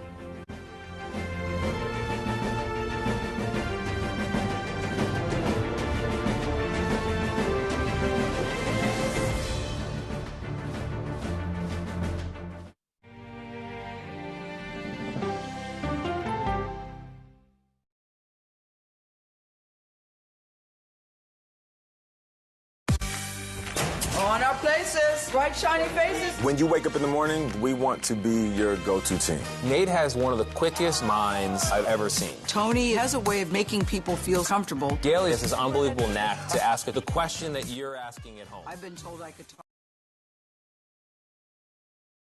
Go for coffee with my two good friends, and we talk about the world. Your morning routine just got better. CBS Mornings, weekdays at 7. It didn't seem like anything could happen, because nothing ever happens in East Palestine. But it did.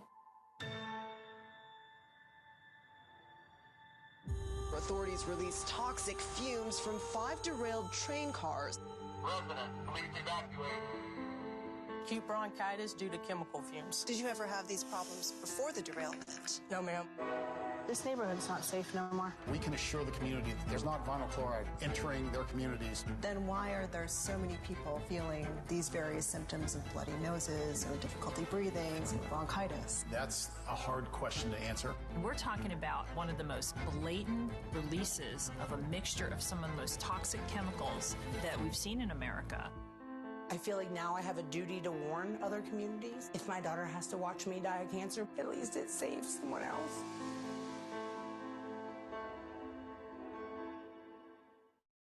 This case. It's like a screenplay, something straight out of Hollywood. But it's not fiction. It's 48 hours. Human remains found this week. 4 families shattered. There's no physical evidence. The mystery would haunt investigators for years. There's some questions that have to be asked and need to be answered. Like a John Grisham novel. A gripping true crime original. 48 hours. Now streaming on the free CBS News app. Stories that inform. You can be really old at 60, and you can be really young at 85. Inspire. How do we unlock the power within ourselves to be who we want to be? And brighten your day. The best part of fame is making people feel good. Always send the people home happy. Make every day a little more like Sunday morning. Here comes the sun. Stream now on the free CBS News app. Hello, everyone, and welcome to our Dragon capsule here in space. Sightseers in space, the thrill of a lifetime. Seeing the Earth from space, it was so exhilarating. But the risks that come with the territory. There have been 4 fatal accidents. That's a 1% fatal accident rate. Might make you look before you launch. If you had 1 out of 100 airplanes falling out of the sky, we'd have a public crisis. Space tourism, now streaming on the free CBS News app. Superstar approaching, superstar approaching. Just get your popcorn and get ready. Come on, Julia. Oh, no. I will if you will. You go down. Yeah, boy. She's the first black woman on the Supreme Court, and she's determined she won't be the last. My parents had raised me to believe that I could do anything I wanted to do. Justice Ketanji Brown Jackson on Person to Person. Superstar approaching, superstar approaching. I can see clearly now that the rain is gone. That's right. Look at his outfit. Give me some love, baby. Up top. It's gonna be a bright, sunshiny day. All right.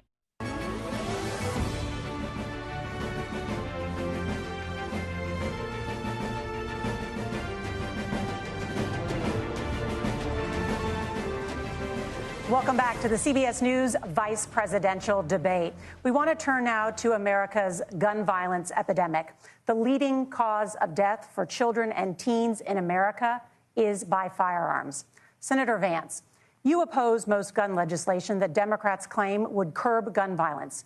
You oppose red flag gun laws and legislation to ban certain semi-automatic rifles, including AR-15s. So let me ask you, earlier this year, for the first time, the parents of a school shooter were convicted of involuntary manslaughter and sentenced to 10 years in prison. Do you think holding parents responsible could curb mass shootings? I'll give you 2 minutes. Yeah, well, Nora, on that particular case, I don't know the full details, but I certainly trust local law enforcement and local authorities to make those decisions. I think in some cases the answer is going to be yes, and in some cases the answer is going to be no. And the details really matter here, of course. For example, if a kid steals a gun, that's going to be different than if a parent hands over a gun knowing that their kid is potentially dangerous. But look, I want to just sort of speak as a father of 3 beautiful little kids, and our oldest is now in 2nd grade. And like a lot of parents, we send our kids to school with such hope and such joy and such pride at their little faces on the first day of school. And we know, unfortunately, that a lot of kids are going to experience this terrible epidemic of gun violence. And of course, our hearts go out to the families that are affected by this terrible stuff. And we do have to do better. And I think that Governor Walz and I actually probably agree that we need to do better on this. The question is just, how do we actually do it? Now, here's something that really bothers me and worries me about this epidemic of violence.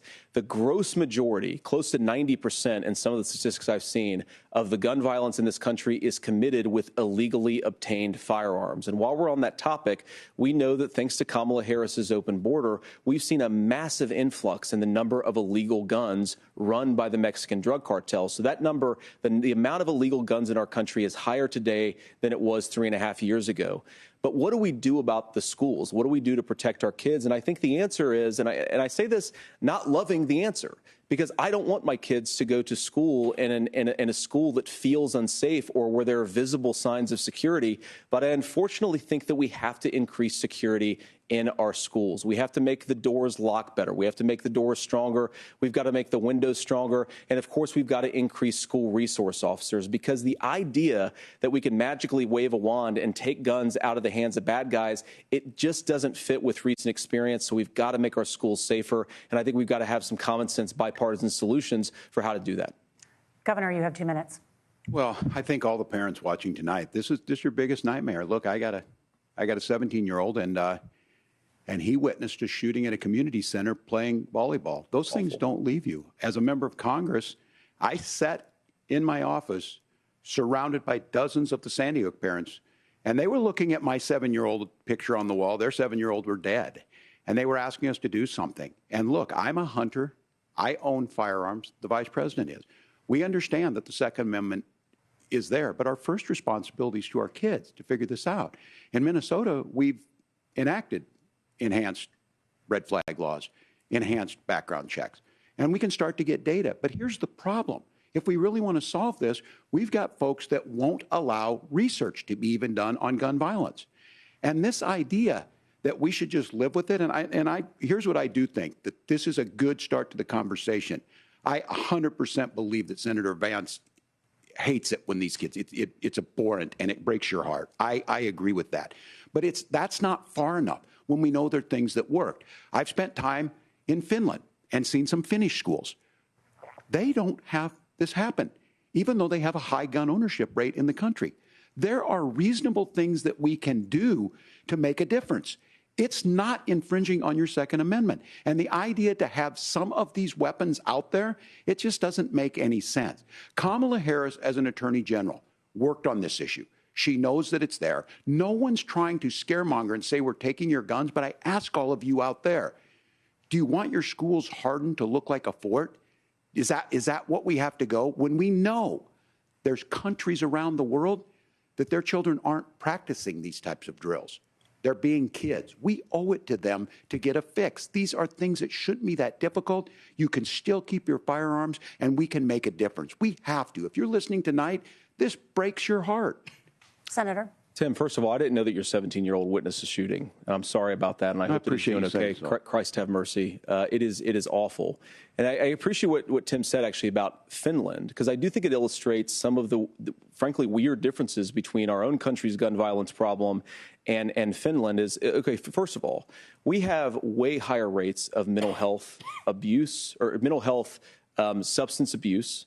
We have way higher rates of depression, way higher rates of anxiety. We unfortunately have a mental health crisis in this country that I really do think that we need to get to the root causes of, because I don't think it's the whole reason why we have such a bad gun violence problem, but I do think it's a big piece of it.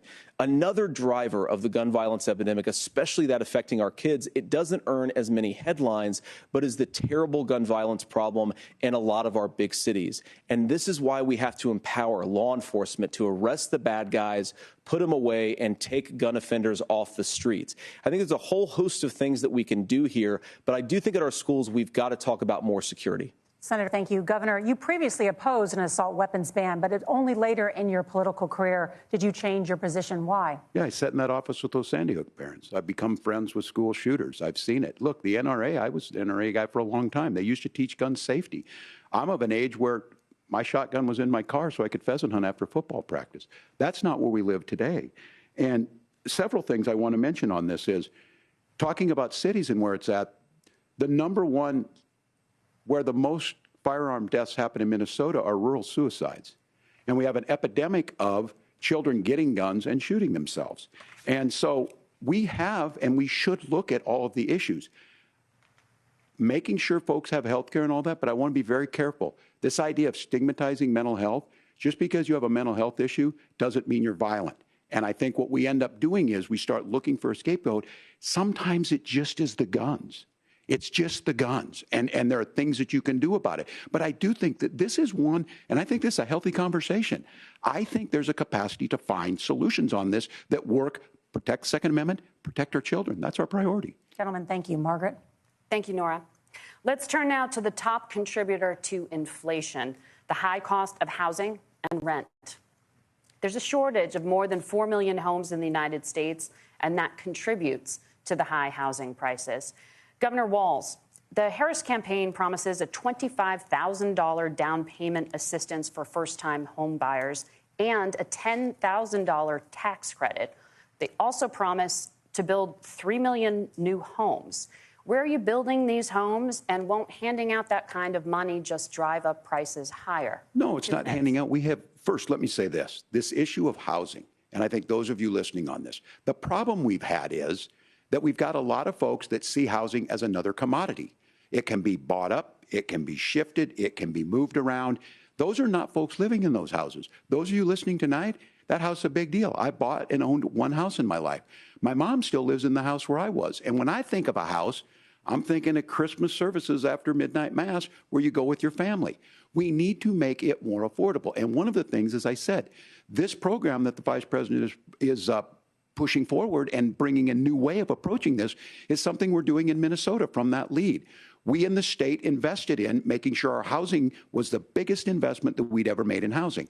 It starts to make it easier. We cut some of the red tape. Local folks, look, we can't do it at the federal level, but local folks make it easier to build those homes. And then that down payment assistance. I can tell all of you out there, one of the, certainly for me, using the GI Bill was one thing, but a veteran's home loan, the big thing about a veteran's home loan is you don't have to pay the down payment. Those are things that make it there. Now, look, you're going to pay it back, and you're going to pay your mortgage. Those are things that we know in the long run, the appreciated value, the generational wealth that's created from it. And I will give Minneapolis as an example. Minneapolis is the one city where we've seen the lowest inflation rates. We've seen a 12% increase in stock because we've put some of these things in, and we're implementing a state program to make sure we give some of that down payment assistance. We get it back from people because here's what we know. People with stable housing end up with stable jobs.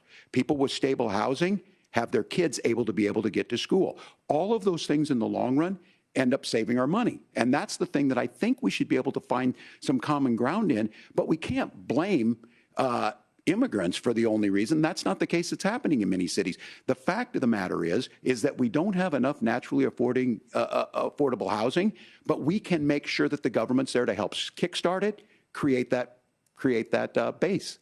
Governor, your time is up. Senator Vance, as far as your campaign's position, the promise is to seize federal lands to build homes, remove regulation, provide tax breaks, and cut back on immigration, which you say pushes up prices.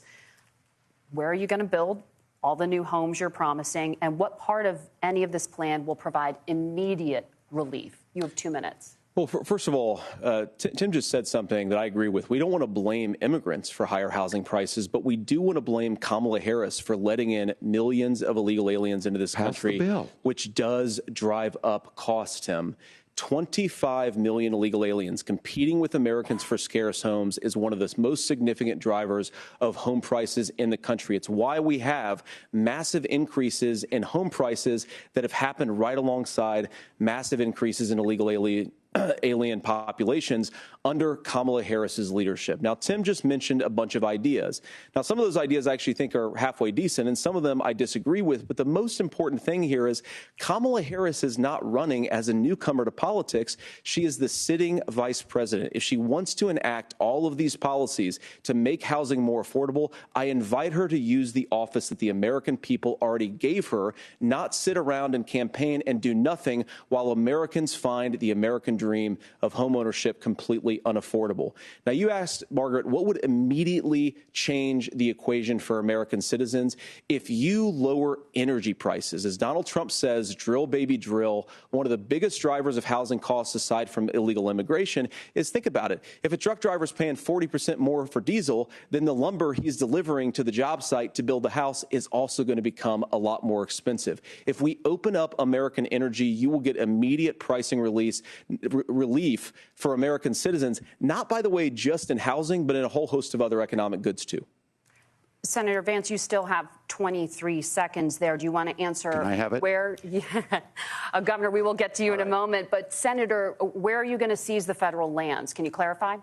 Well, what Donald Trump has said is we have a lot of federal lands that aren't being used for anything. They're not being used for national park. They're not being used, and they could be places where we build a lot of housing. And I do think that we should be opening up building in this country. We have a lot of land that could be used. We have a lot of Americans that need homes. We should be kicking out illegal immigrants who are competing for those homes, and we should be building more homes for the American citizens who deserve to be here. Senator, your time is up. Governor, I do want to let you respond to the allegation that the vice president is letting in Well, of course, that's not true. And again, you have the facts. I guess prices. we agreed not to fact check. I'll check it. That, look, crossings are down compared to when Donald Trump left office. But it's, again, blaming and not trying to find the solution. I was going to ask, though, on this question, are we going to drill and build houses in the same federal land? And I think when people hear federal lands, these are really important pieces of land. Now, Minnesota doesn't have a lot of federal lands. I know in the western part of the countries we do. There's not a lot of federal lands in and around Minneapolis, for example. So the issue is I don't understand the federal lands issue unless we see this, and I worry about this as someone who cares deeply about our national parks and our federal lands. Look, Minnesota, we protect these things. We've got about 20% of the world's fresh water. These lands protect. They're there for a reason. They belong to all of us. But again, this is when you view housing and you view these things as commodities. Like, there's a chance to make money here. Let's take this federal land and let's sell it to people for that. I think there's better ways to do this. We've seen it in Minnesota. We're able to refurbish some of these houses. We're able to make some investments. That gets people in. And I'm still on the fact on this. Economists, Senator Vance, you said you don't like the economists. Which economists are saying that it is immigrants that's adding to the cost? Governor, your time is up. But Senator, on that point, I'd like for you to clarify. There are many contributing factors to high housing costs. What evidence do you have that migrants are part of this problem? Well, there's a Federal Reserve study that we're happy to share after the debate. We'll put it up on social media, actually, that really drills down on the connection between increased levels of migration, especially illegal immigration, and higher housing prices. Now, of course, Margaret, that's not the entire driver of higher housing prices. It's also the regulatory regime of Kamala Harris. Look, we are a country of builders. We're a country of doers. We're a country of explorers. But we increasingly have a federal administration that makes it harder to develop our resources, makes it harder to build things, and wants to throw people in jail for not doing everything exactly as Kamala Harris says they have to do. And what that means is that you have a lot of people who would love to build homes who aren't able to build homes. I actually agree with Tim Walz. We should get out of this idea of housing as a commodity. But the thing that has most turned housing into a commodity is giving it away to millions upon millions of people who have no legal right to be here.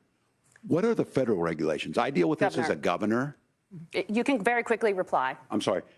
I get this as a governor, and I don't necessarily disagree with that in some cases, many of those are local, many of them are state. I don't know which ones are federal, but I think whenever we talk regulations, people think they can get rid of them. I think you want to be able to get out of your house in a fire. I think you want to make sure that it's fireproof and those types of things. So which are the regulations? Because the vice president's not responsible for those. Congress writes those. Governor, thank you. Gentlemen, we have a lot to get to. You're passionate about the housing crisis, I can tell. But Nora? Thank you. One of the top problems facing Americans is the high cost of health care. Senator Vance, at the last presidential debate, former President Trump was asked about replacing the Affordable Care Act. In response, he said, "I have concepts of a plan." Since then, Senator, you've talked about changing how chronically ill Americans get health insurance. Can you explain how that would work?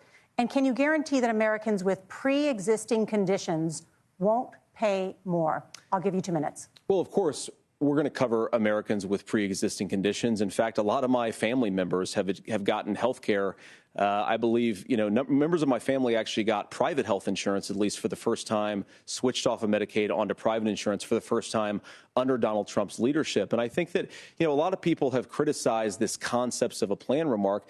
Look, it's very simple common sense. I think as Tim Walz knows from 12 years in Congress, you're not going to propose a 900-page bill standing on a debate stage. It would bore everybody to tears, and it wouldn't actually mean anything because part of this is the give and take of bipartisan negotiation.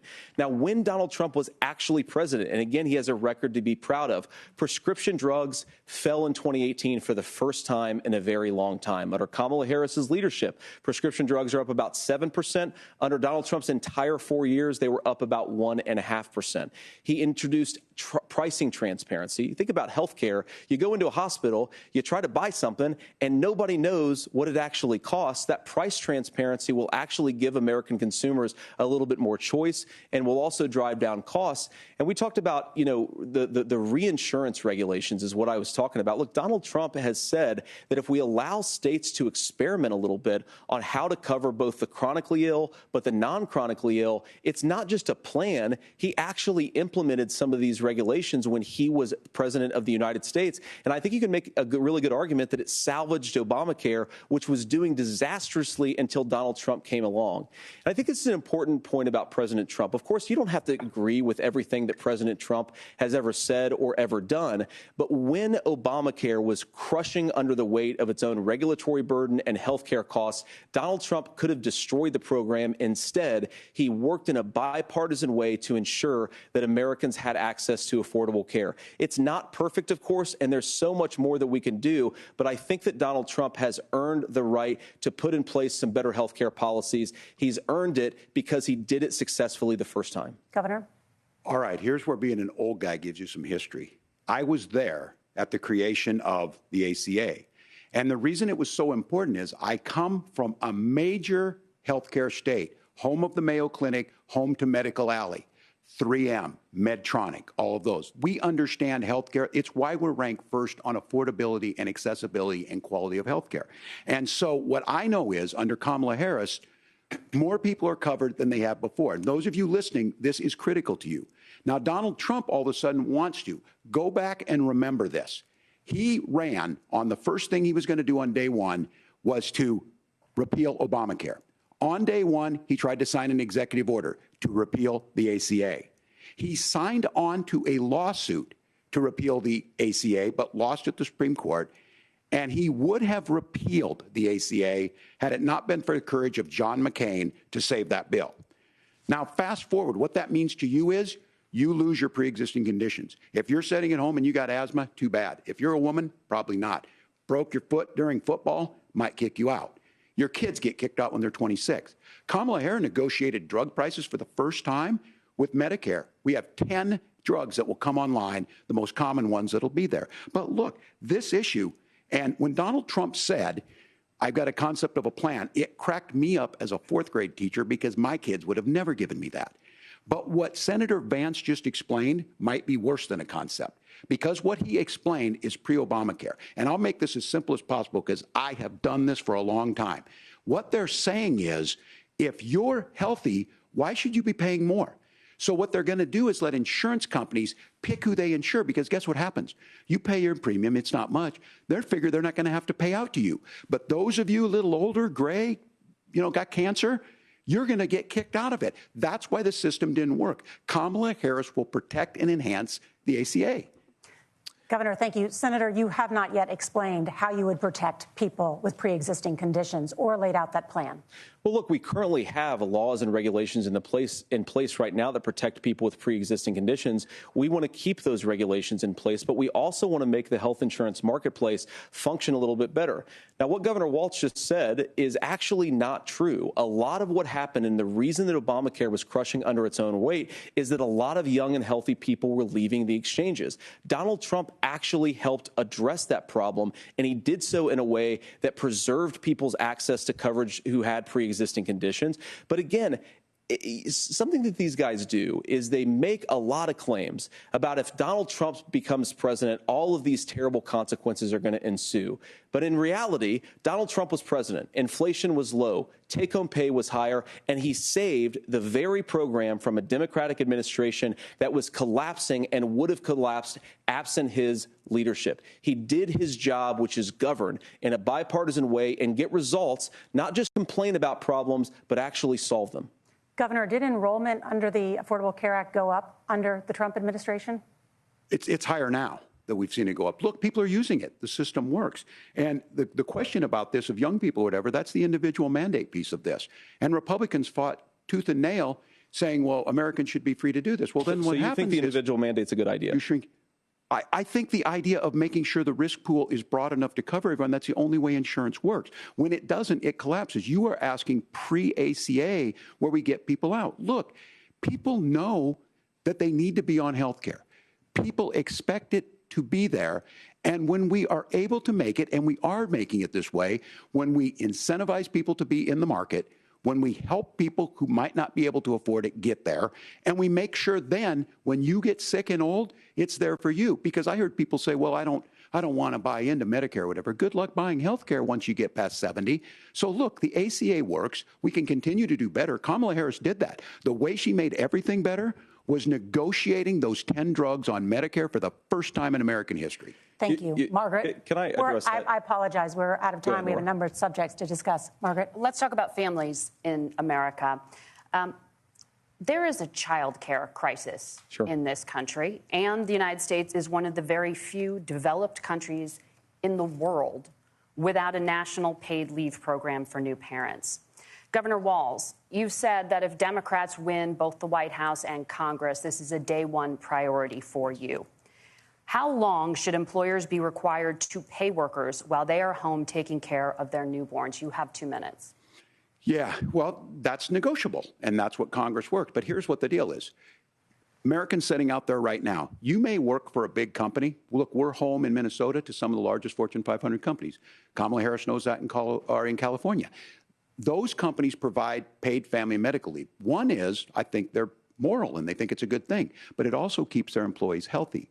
We in Minnesota passed a paid family and medical leave. You have a child, and I had to go back to work 5 days after my kids were born.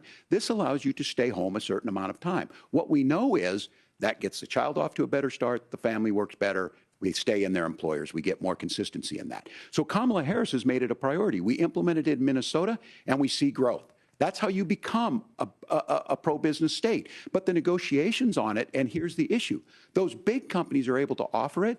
Those of you out there who don't have it, just imagine what happens if you get cancer or your child gets sick. We know what happens.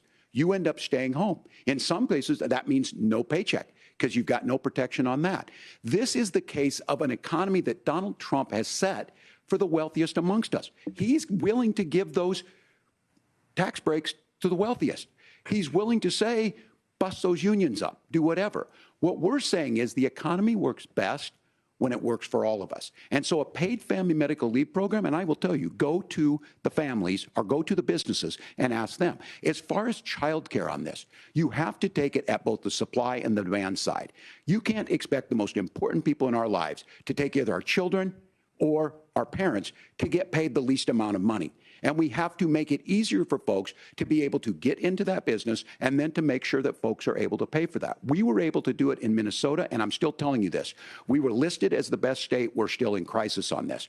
A federal program of paid family and medical leave and help with this will enhance our workforce, enhance our families, and make it easier to have the children that you want.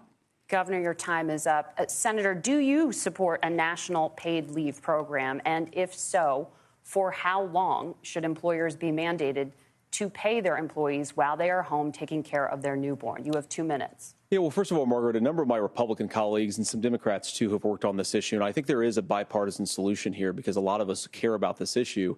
I mean, look, I speak from this very personally because I'm married to a beautiful woman who's an incredible mother to our 3 beautiful kids, but is also a very, very brilliant corporate litigator.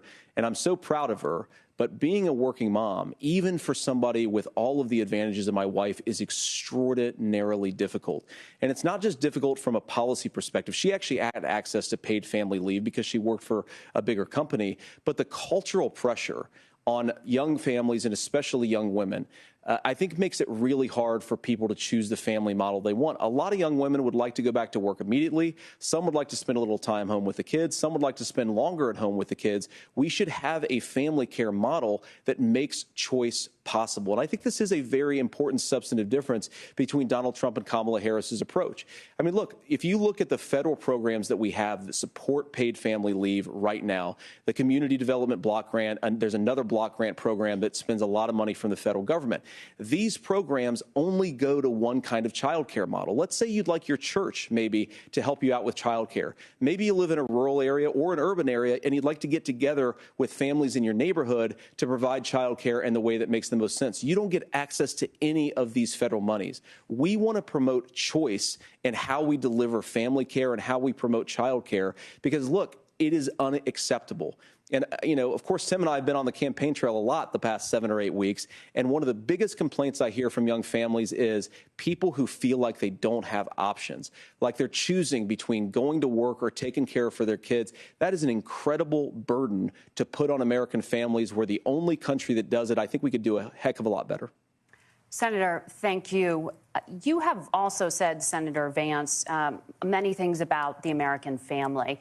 The Federal Reserve says parents will spend nearly as much on child care as they do on housing each month. So I want to get your thoughts on this. President Trump recently said, as much as child care is talked about as being expensive, it's relatively speaking not very expensive compared to the kinds of numbers we'll be taking in. Is President Trump committed to the $5,000 per child tax credit that you have described? You have 1 minute.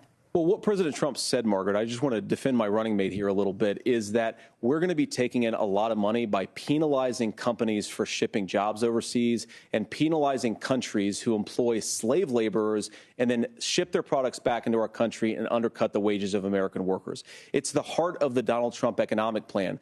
Cut taxes for American workers and American families. Cut taxes for businesses that are hiring and building companies in the United States of America, but penalize companies and countries that are shipping jobs overseas. That's the heart of the economic proposal. And I think what President Trump is saying is that when we bring in this additional revenue with higher economic growth, we're going to be able to provide paid family leave, child care options that are viable and workable for a lot of American families. Can you clarify how that will solve the child care shortage? Well, because as Tim said, a lot of the child care shortage is we just don't have enough resources going into the multiple people who could be providing family care options.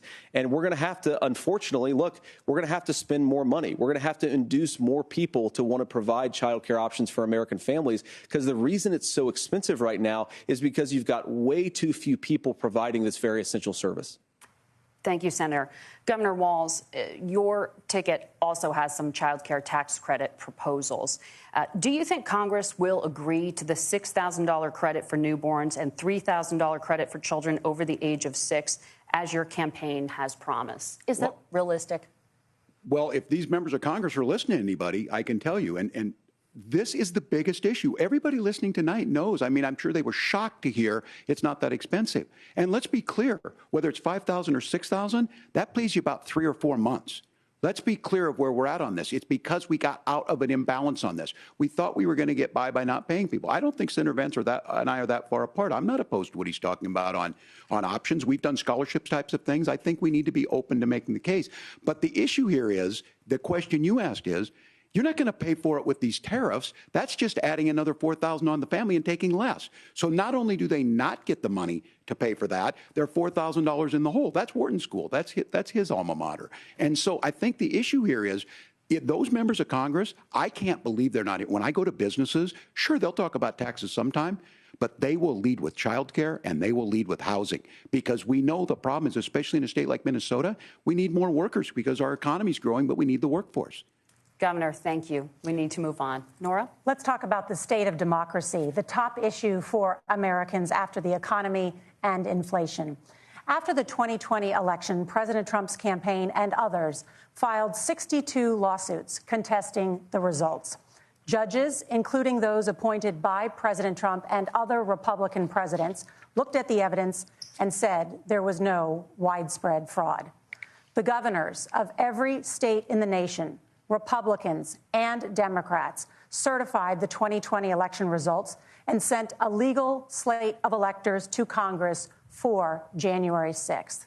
Senator Vance, you have said you would not have certified the last presidential election and would have asked the states to submit alternative electors. That has been called unconstitutional and illegal. Would you again seek to challenge this year's election results, even if every governor certifies the results? I'll give you 2 minutes. Well, Nora, first of all, I think that we're focused on the future. We need to figure out how to solve the inflation crisis caused by Kamala Harris's policies, make housing affordable, make groceries affordable, and that's what we're focused on. But I want to answer your question because you did ask it. Look, what President Trump has said is that there were problems in 2020, and my own belief is that we should fight about those issues, debate those issues peacefully in the public square, and that's all I've said, and that's all that Donald Trump has said. Remember, he said that on January the 6th, the protesters ought to protest peacefully. And on January the 20th, what happened? Joe Biden became the president. Donald Trump left the White House. And now, of course, unfortunately, we have all of the negative policies that have come from the Harris-Biden administration. I believe that we actually do have a threat to democracy in this country, but unfortunately, it's not the threat to democracy that Kamala Harris and Tim Walz want to talk about. It is the threat of censorship. It's Americans casting aside lifelong friendships because of disagreements over politics. It's big technology companies silencing their fellow citizens. And it's Kamala Harris saying that rather than debate and persuade her fellow Americans, she'd like to censor people who engage in misinformation. I think that is a much bigger threat to democracy than anything that we've seen in this country in the last 4 years, in the last 40 years. Now, I'm really proud, especially given that I was raised by two lifelong blue-collar Democrats, to have the endorsement of Bobby Kennedy Jr. and Tulsi Gabbard, lifelong leaders in the Democratic coalition. And of course, they don't agree with me and Donald Trump on every issue. We don't have to agree on every issue, but we're united behind a basic American First Amendment principle that we ought to debate our differences. We ought to argue about them. We ought to try to persuade our fellow Americans. Kamala Harris is engaged in censorship at an industrial scale. She did it during COVID. She's done it over a number of other issues. And that, to me, is a much bigger threat to democracy than what Donald Trump said when he said that protesters should peacefully protest on January the 6th. Governor? Well, I've enjoyed tonight's debate, and I think there was a lot of commonality here. And I'm sympathetic to misspeaking on things, and I think I might have with the senator. Me too, man. There's one though that this one is troubling to me, and I say that because I think we need to tell the story. Donald Trump refused to acknowledge this, and the fact is that I don't think we can be the frog in the pot and let the boiling water go up. He was very clear. I mean, he lost this election, and he said he didn't. 140 police officers were beaten at the Capitol that day. Some with the American flag, several later died. And it wasn't just in there. In Minnesota, a group gathered on the state capitol grounds in St. Paul and said, we're marching to the governor's residence and there may be casualties. The only person there was my son and his dog, who was rushed out crying by state police. That issue and Mike Pence standing there as they were chanting, hang Mike Pence. Mike Pence made the right decision. So, Senator, it was adjudicated over and over and over. I worked with kids long enough to know, and I said as a football coach, sometimes you really want to win, but the democracy is bigger than winning an election. You shake hands, and then you try and do everything you can to help the other side win. That's what was at stake here. Now, the thing I'm most concerned about is the idea that imprisoning your political opponents, already laying the groundwork for people not accepting this. And a president's words matter. A president's words matter. People hear that. So I think this issue of settling our differences at the ballot box, shaking hands when we lose, being honest about it, but to deny what happened on January 6th, the first time in American history that a president or anyone tried to overturn a fair election and the peaceful transfer of power. And here we are 4 years later in the same boat. I will tell you this, that when this is over, we need to shake hands this election, and the winner needs to be the winner. This has got to stop. It's tearing our country apart. Margaret? Senator Vance, did you want to respond to that? Yeah, well, look, Tim, first of all, it's really rich for Democratic leaders to say that Donald Trump is a unique threat to democracy when he peacefully gave over power on January the 20th, as we have done for 250 years in this country. We are going to shake hands after this debate and after this election. And of course, I hope that we win, and I think we're going to win. But if Tim Walz is the next vice president, he'll have my prayers, he'll have my best wishes, and he'll have my help whenever he wants it. But we have to remember that for years in this country, Democrats protested the results of elections. Hillary Clinton in 2016 said that Donald Trump had the election stolen by Vladimir Putin because the Russians bought like $500,000 worth of Facebook ads. This has been going on for a long time. And if we want to say that we need to respect the results of the election, I'm on board. But if we want to say, as Tim Walz is saying, that this is just a problem that Republicans have had, I don't buy that. Governor. January 6th was not Facebook ads. And I think a revisionist history on this. Look, I don't understand how we got to this point. But the issue was that happened. Donald Trump can do it. And all of us say there's no place for this. It has massive repercussions. This idea that there's censorship to stop people from threatening to kill someone, threatening to do something, that's not censorship. Censorship is book banning. We've seen that. We've seen that brought up. I just think for everyone tonight, and I'm going to thank Senator Vance. I think this is the conversation they want to hear. And I think there's a lot of agreement. But this is one that we are miles apart on. This was a threat to our democracy in a way that we had not seen. And it manifested itself because of Donald Trump's inability to say. He is still saying he didn't lose the election. I would just ask that. Did he lose the 2020 election? Tim, I'm focused on the future. Did Kamala Harris censor Americans from speaking their mind in the wake of the 2020 COVID situation? That is a damning non-answer. It's a damning non-answer for you to not talk about censorship. Obviously, Donald Trump and I think that there were problems in 2020. We've talked about it. I'm happy to talk about it further. But you guys attack us for not believing in democracy. The most sacred right under the United States democracy is the First Amendment. You yourself have said there's no First Amendment right to misinformation. Kamala Harris wants to use the power of government and big tech to silence people from speaking their minds. That is a threat to democracy that will long outlive this present political moment. I would like Democrats and Republicans to both reject censorship. Let's persuade one another. Let's argue about ideas, and then let's come together afterwards. You can't yell fire in a crowded theater.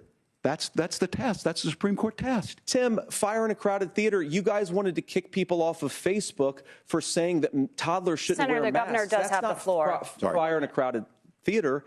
That is criticizing the policies of the government, which is the right of every American. Senator, the governor does have the floor for 1 minute to respond to you. Yeah. Well, I don't run Facebook. What I do know is I see a candidate out there who refused, and now again, and this I'm pretty shocked by this. He lost the election.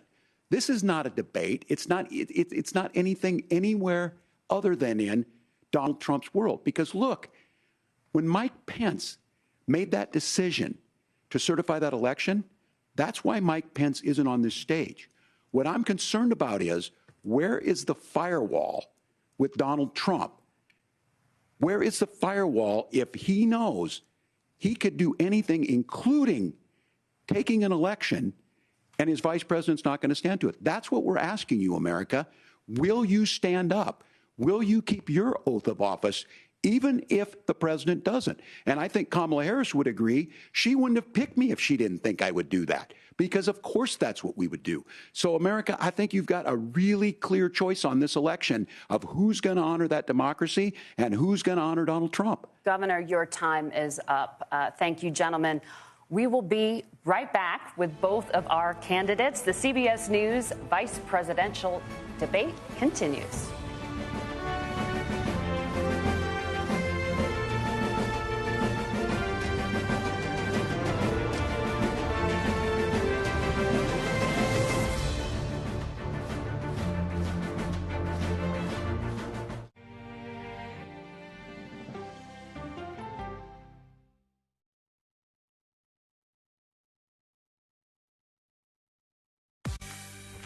On our bright places, bright shiny faces. When you wake up in the morning, we want to be your go-to team. Nate has one of the quickest minds I've ever seen. Tony has a way of making people feel comfortable. Gail has this unbelievable knack to ask the question that you're asking at home. I've been told I could talk to a tree, and that's pretty much true.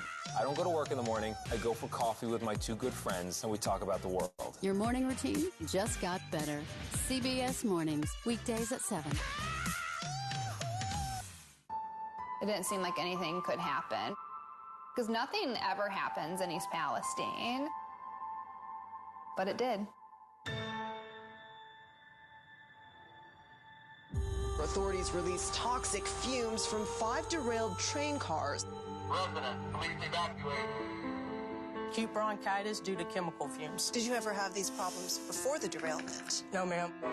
This neighborhood's not safe no more. We can assure the community that there's not vinyl chloride entering their communities. Then why are there so many people feeling these various symptoms of bloody noses or difficulty breathing and bronchitis? That's a hard question to answer. We're talking about one of the most blatant releases of a mixture of some of the most toxic chemicals that we've seen in America.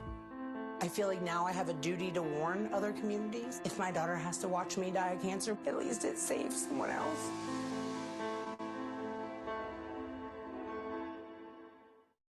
This case. It's like a screenplay, something straight out of Hollywood. But it's not fiction. It's 48 hours. Human remains found this week. 4 families shattered. There's no physical evidence. The mystery would haunt investigators for years. There's some questions that have to be asked and need to be answered. Like a John Grisham novel. A gripping true crime original. 48 hours. Now streaming on the free CBS News app. Stories that inform. Or you can be really old at 60, and you can be really young at 85. Inspire. How do we unlock the power within ourselves to be who we want to be? And brighten your day. The best part of fame is making people feel good. Always send the people home happy. Make every day a little more like Sunday morning. Here comes the sun. Stream now on the free CBS News app. Hello, everyone, and welcome to our Dragon capsule here in space. Sightseers in space, the thrill of a lifetime. Seeing the Earth from space, it was so exhilarating. But the risks that come with the territory. There have been 4 fatal accidents. That's a 1% fatal accident rate. Might make you look before you launch. If you had 1 out of 100 airplanes falling out of the sky, we'd have a public crisis. Space tourism, now streaming on the free CBS News app. She's the first black woman on the Supreme Court, and she's determined she won't be the last. My parents had raised me to believe that I could do anything I wanted to do. Justice Ketanji Brown Jackson on Person to Person. It's like a screenplay, something straight out of Hollywood. Human remains found this week. There's some questions that have to be asked and need to be answered. A gripping true crime original. 48 hours. Now streaming on the free CBS News app. Superstar approaching, superstar approaching. I can see clearly now that the rain is gone. That's right. Look at this outfit. Give me some love, baby. Up top. It's gonna be a bright, sunshiny day. All right.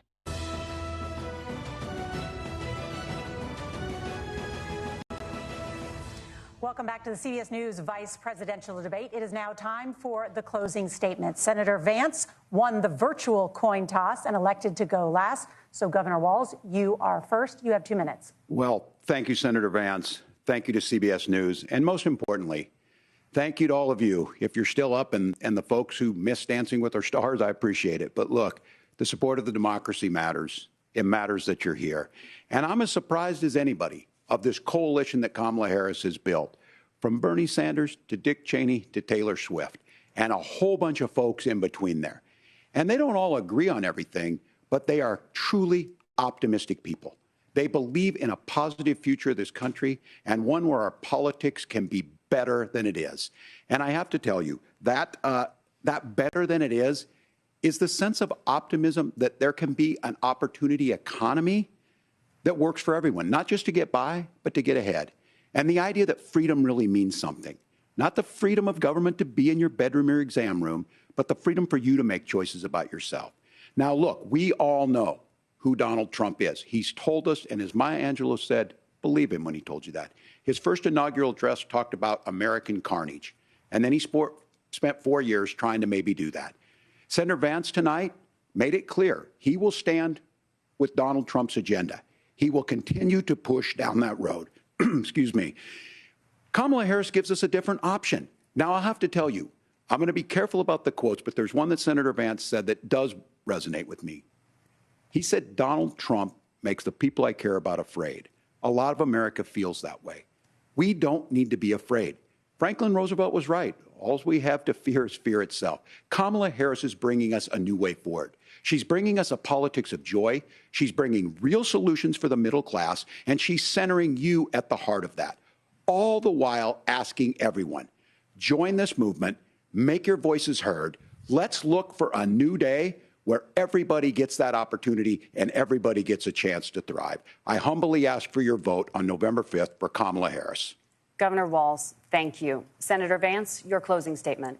Well, I want to thank Governor Walz, you folks at CBS, and of course the American people for tuning in this evening. And one of the issues we didn't talk about was energy. And I remember when I was being raised by my grandmother, when she didn't have enough money to turn on the heat some nights because Ohio gets pretty cold at night and because money was often very tight.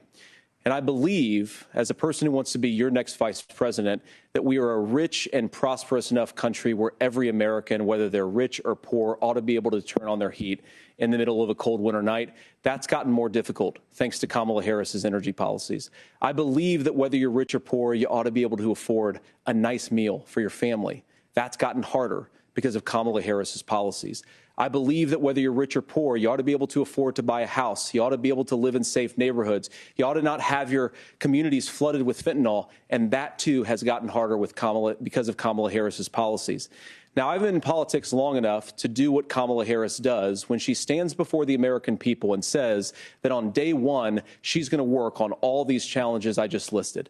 She's been the vice president for 3.5 years. Day one was 1,400 days ago, and her policies have made these problems worse. Now, I believe that we have the most beautiful country in the world. I meet people on the campaign trail who can't afford food, but have the grace and generosity to ask me how I'm doing and to tell me they're praying for my family. What that has taught me is that we have the greatest country, the most beautiful country, the most incredible people anywhere in the world. But they're not going to be able to achieve their full dreams with the broken leadership that we have in Washington. They're not going to be able to live their American dream if we do the same thing that we've been doing for the last 3.5 years. We need change. We need a new direction. We need a president who has already done this once before and did it well. Please vote for Donald Trump. And whether you vote for me or vote for Tim Walz, I just want to say I'm so proud to be doing this, and I'm rooting for you. God bless you, and good night. Senator Vance, thank you. And thank you both for participating in the only vice presidential debate of this election cycle. I'm Margaret Brennan. And I'm Nora O'Donnell. And a reminder, there are just 35 days until Election Day.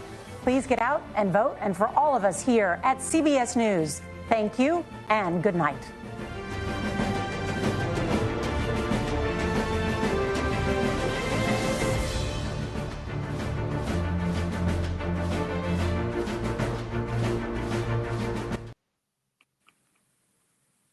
Well, that was long. Yeah. Thanks, everybody, for sticking with us and participating in the chat. That was a lot of fun. Y'all get spicy sometimes, which late on an East Coast night, very much appreciated because it definitely helped keep me awake during Vance's answers. Jen, what's your takeaway or takeaways from the debate? I think it was a draw between them. Vance is a smooth liar, and it's very difficult to hear him talk. If you're not a policy expert, you're not going to know that he's lying. He was saying things that didn't actually sound like Donald Trump's policies. He was rewriting history. He was promising things that they don't plan to deliver on, that they don't even agree are policies that they ought to consider. Again, the sort of the Gish Gallop of just lie after lie, and you can't fact check them all, and you can't respond to all of them. That strategy with the smooth delivery makes it so that it's very difficult to know exactly what's going on. So I thought that was probably very effective for him, unfortunately. And then the other thing that he did that I thought was effective is to continuously blame Kamala Harris for the policies that the Republican Party has obstructed, the Biden-Harris team, whatever, from passing, right? And so they've constantly stonewalled, they've prevented things from happening, they've sued at the state level, they've done so many things to frustrate the Biden and Harris team to be able to get things done. And then, of course, they turn around and blame them. And so obviously it's all been a setup just so that they could do that. And of course, that was the plan all along. But it does sound, to someone, again, who doesn't pay a lot of attention to politics, it does sound like a compelling argument, right? To say, well, why didn't you already do that if you're going to do that? Like, if you could really do that. And so I think that those two strategies with low information voters are probably going to be successful. At the same time, I thought Tim Walz brought his whole heart today. I thought that he did a great job of bringing the hot dish. He had some good zingers. He definitely stood up for himself and his policies in Minnesota. I thought that he stood up for Harris and her plans. I thought his answers for abortion were good, for housing were good, for the Affordable Care Act, right? So all of the sort of core issues that Democrats are really committed to in those policies, I thought he actually had a really strong response, or gave a really strong answer. So, I think it's a draw. What do you think, Stuart? Look, I think we talked earlier about what their strategies would be that would be pretty clear. One of the fundamental things that you have to decide before you go into a debate in debate prep, do you want a hot or cold debate? And that drives a lot of what you decide. I would say that both camps decided that they wanted a cold debate. And that ultimately kind of means that your goal here is to play for a tie. Yeah. Which clearly was Vance's strategy. I think the fact that J.D. Vance would not admit that we live in a democracy, right, because he won't admit that we have a legally elected president, right, is disqualifying, and I think nothing else really matters.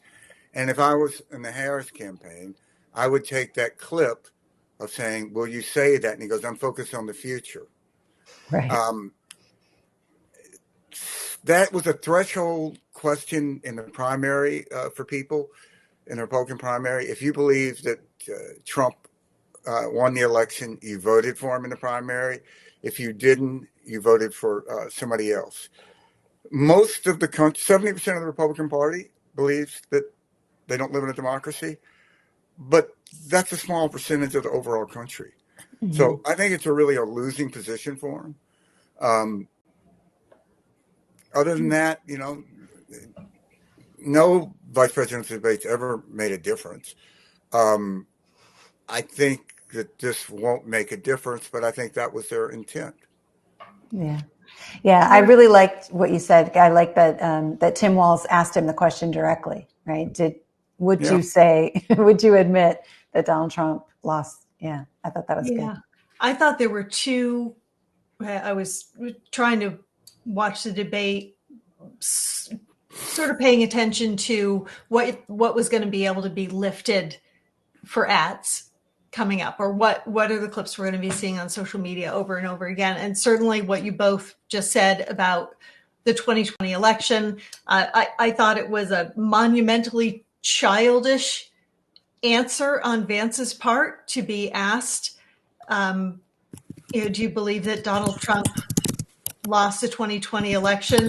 and he said, I want to focus on the future. That is the kind of thing that my children might have said when I asked them if they did something wrong when they were 4 or 5 years old, and they would just want to talk about the next thing, so they didn't have to answer the question. Clearly, he either doesn't believe that Trump lost, or he doesn't have the courage and the political will to say the truth.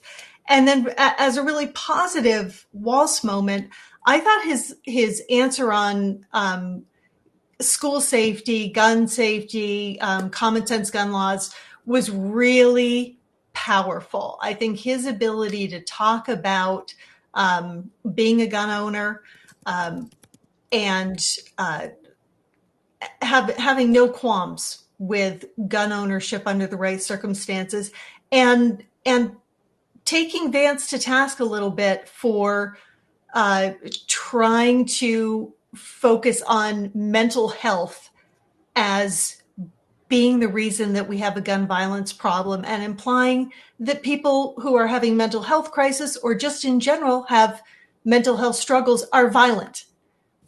If Vance really believed that, then he would believe in background checks and waiting periods.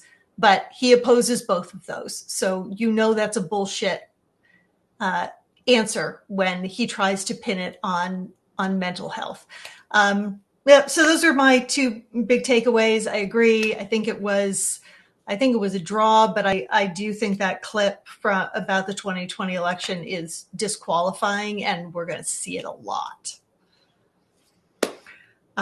I think that wraps us up for the night. Thank you, everybody who is still here and awake. Really appreciate you joining us. We are premiering a new show next Wednesday with Maya May hosting. It is called Punching Up. Maya. We're so excited, Jen. Yay. I know. Maya's going to be back with us every Wednesday night at 7:00. You're going to see a lot about what the concept of the show is going to be, the kind of guests we're going to have, the kind of energy and comedy that it's going to have.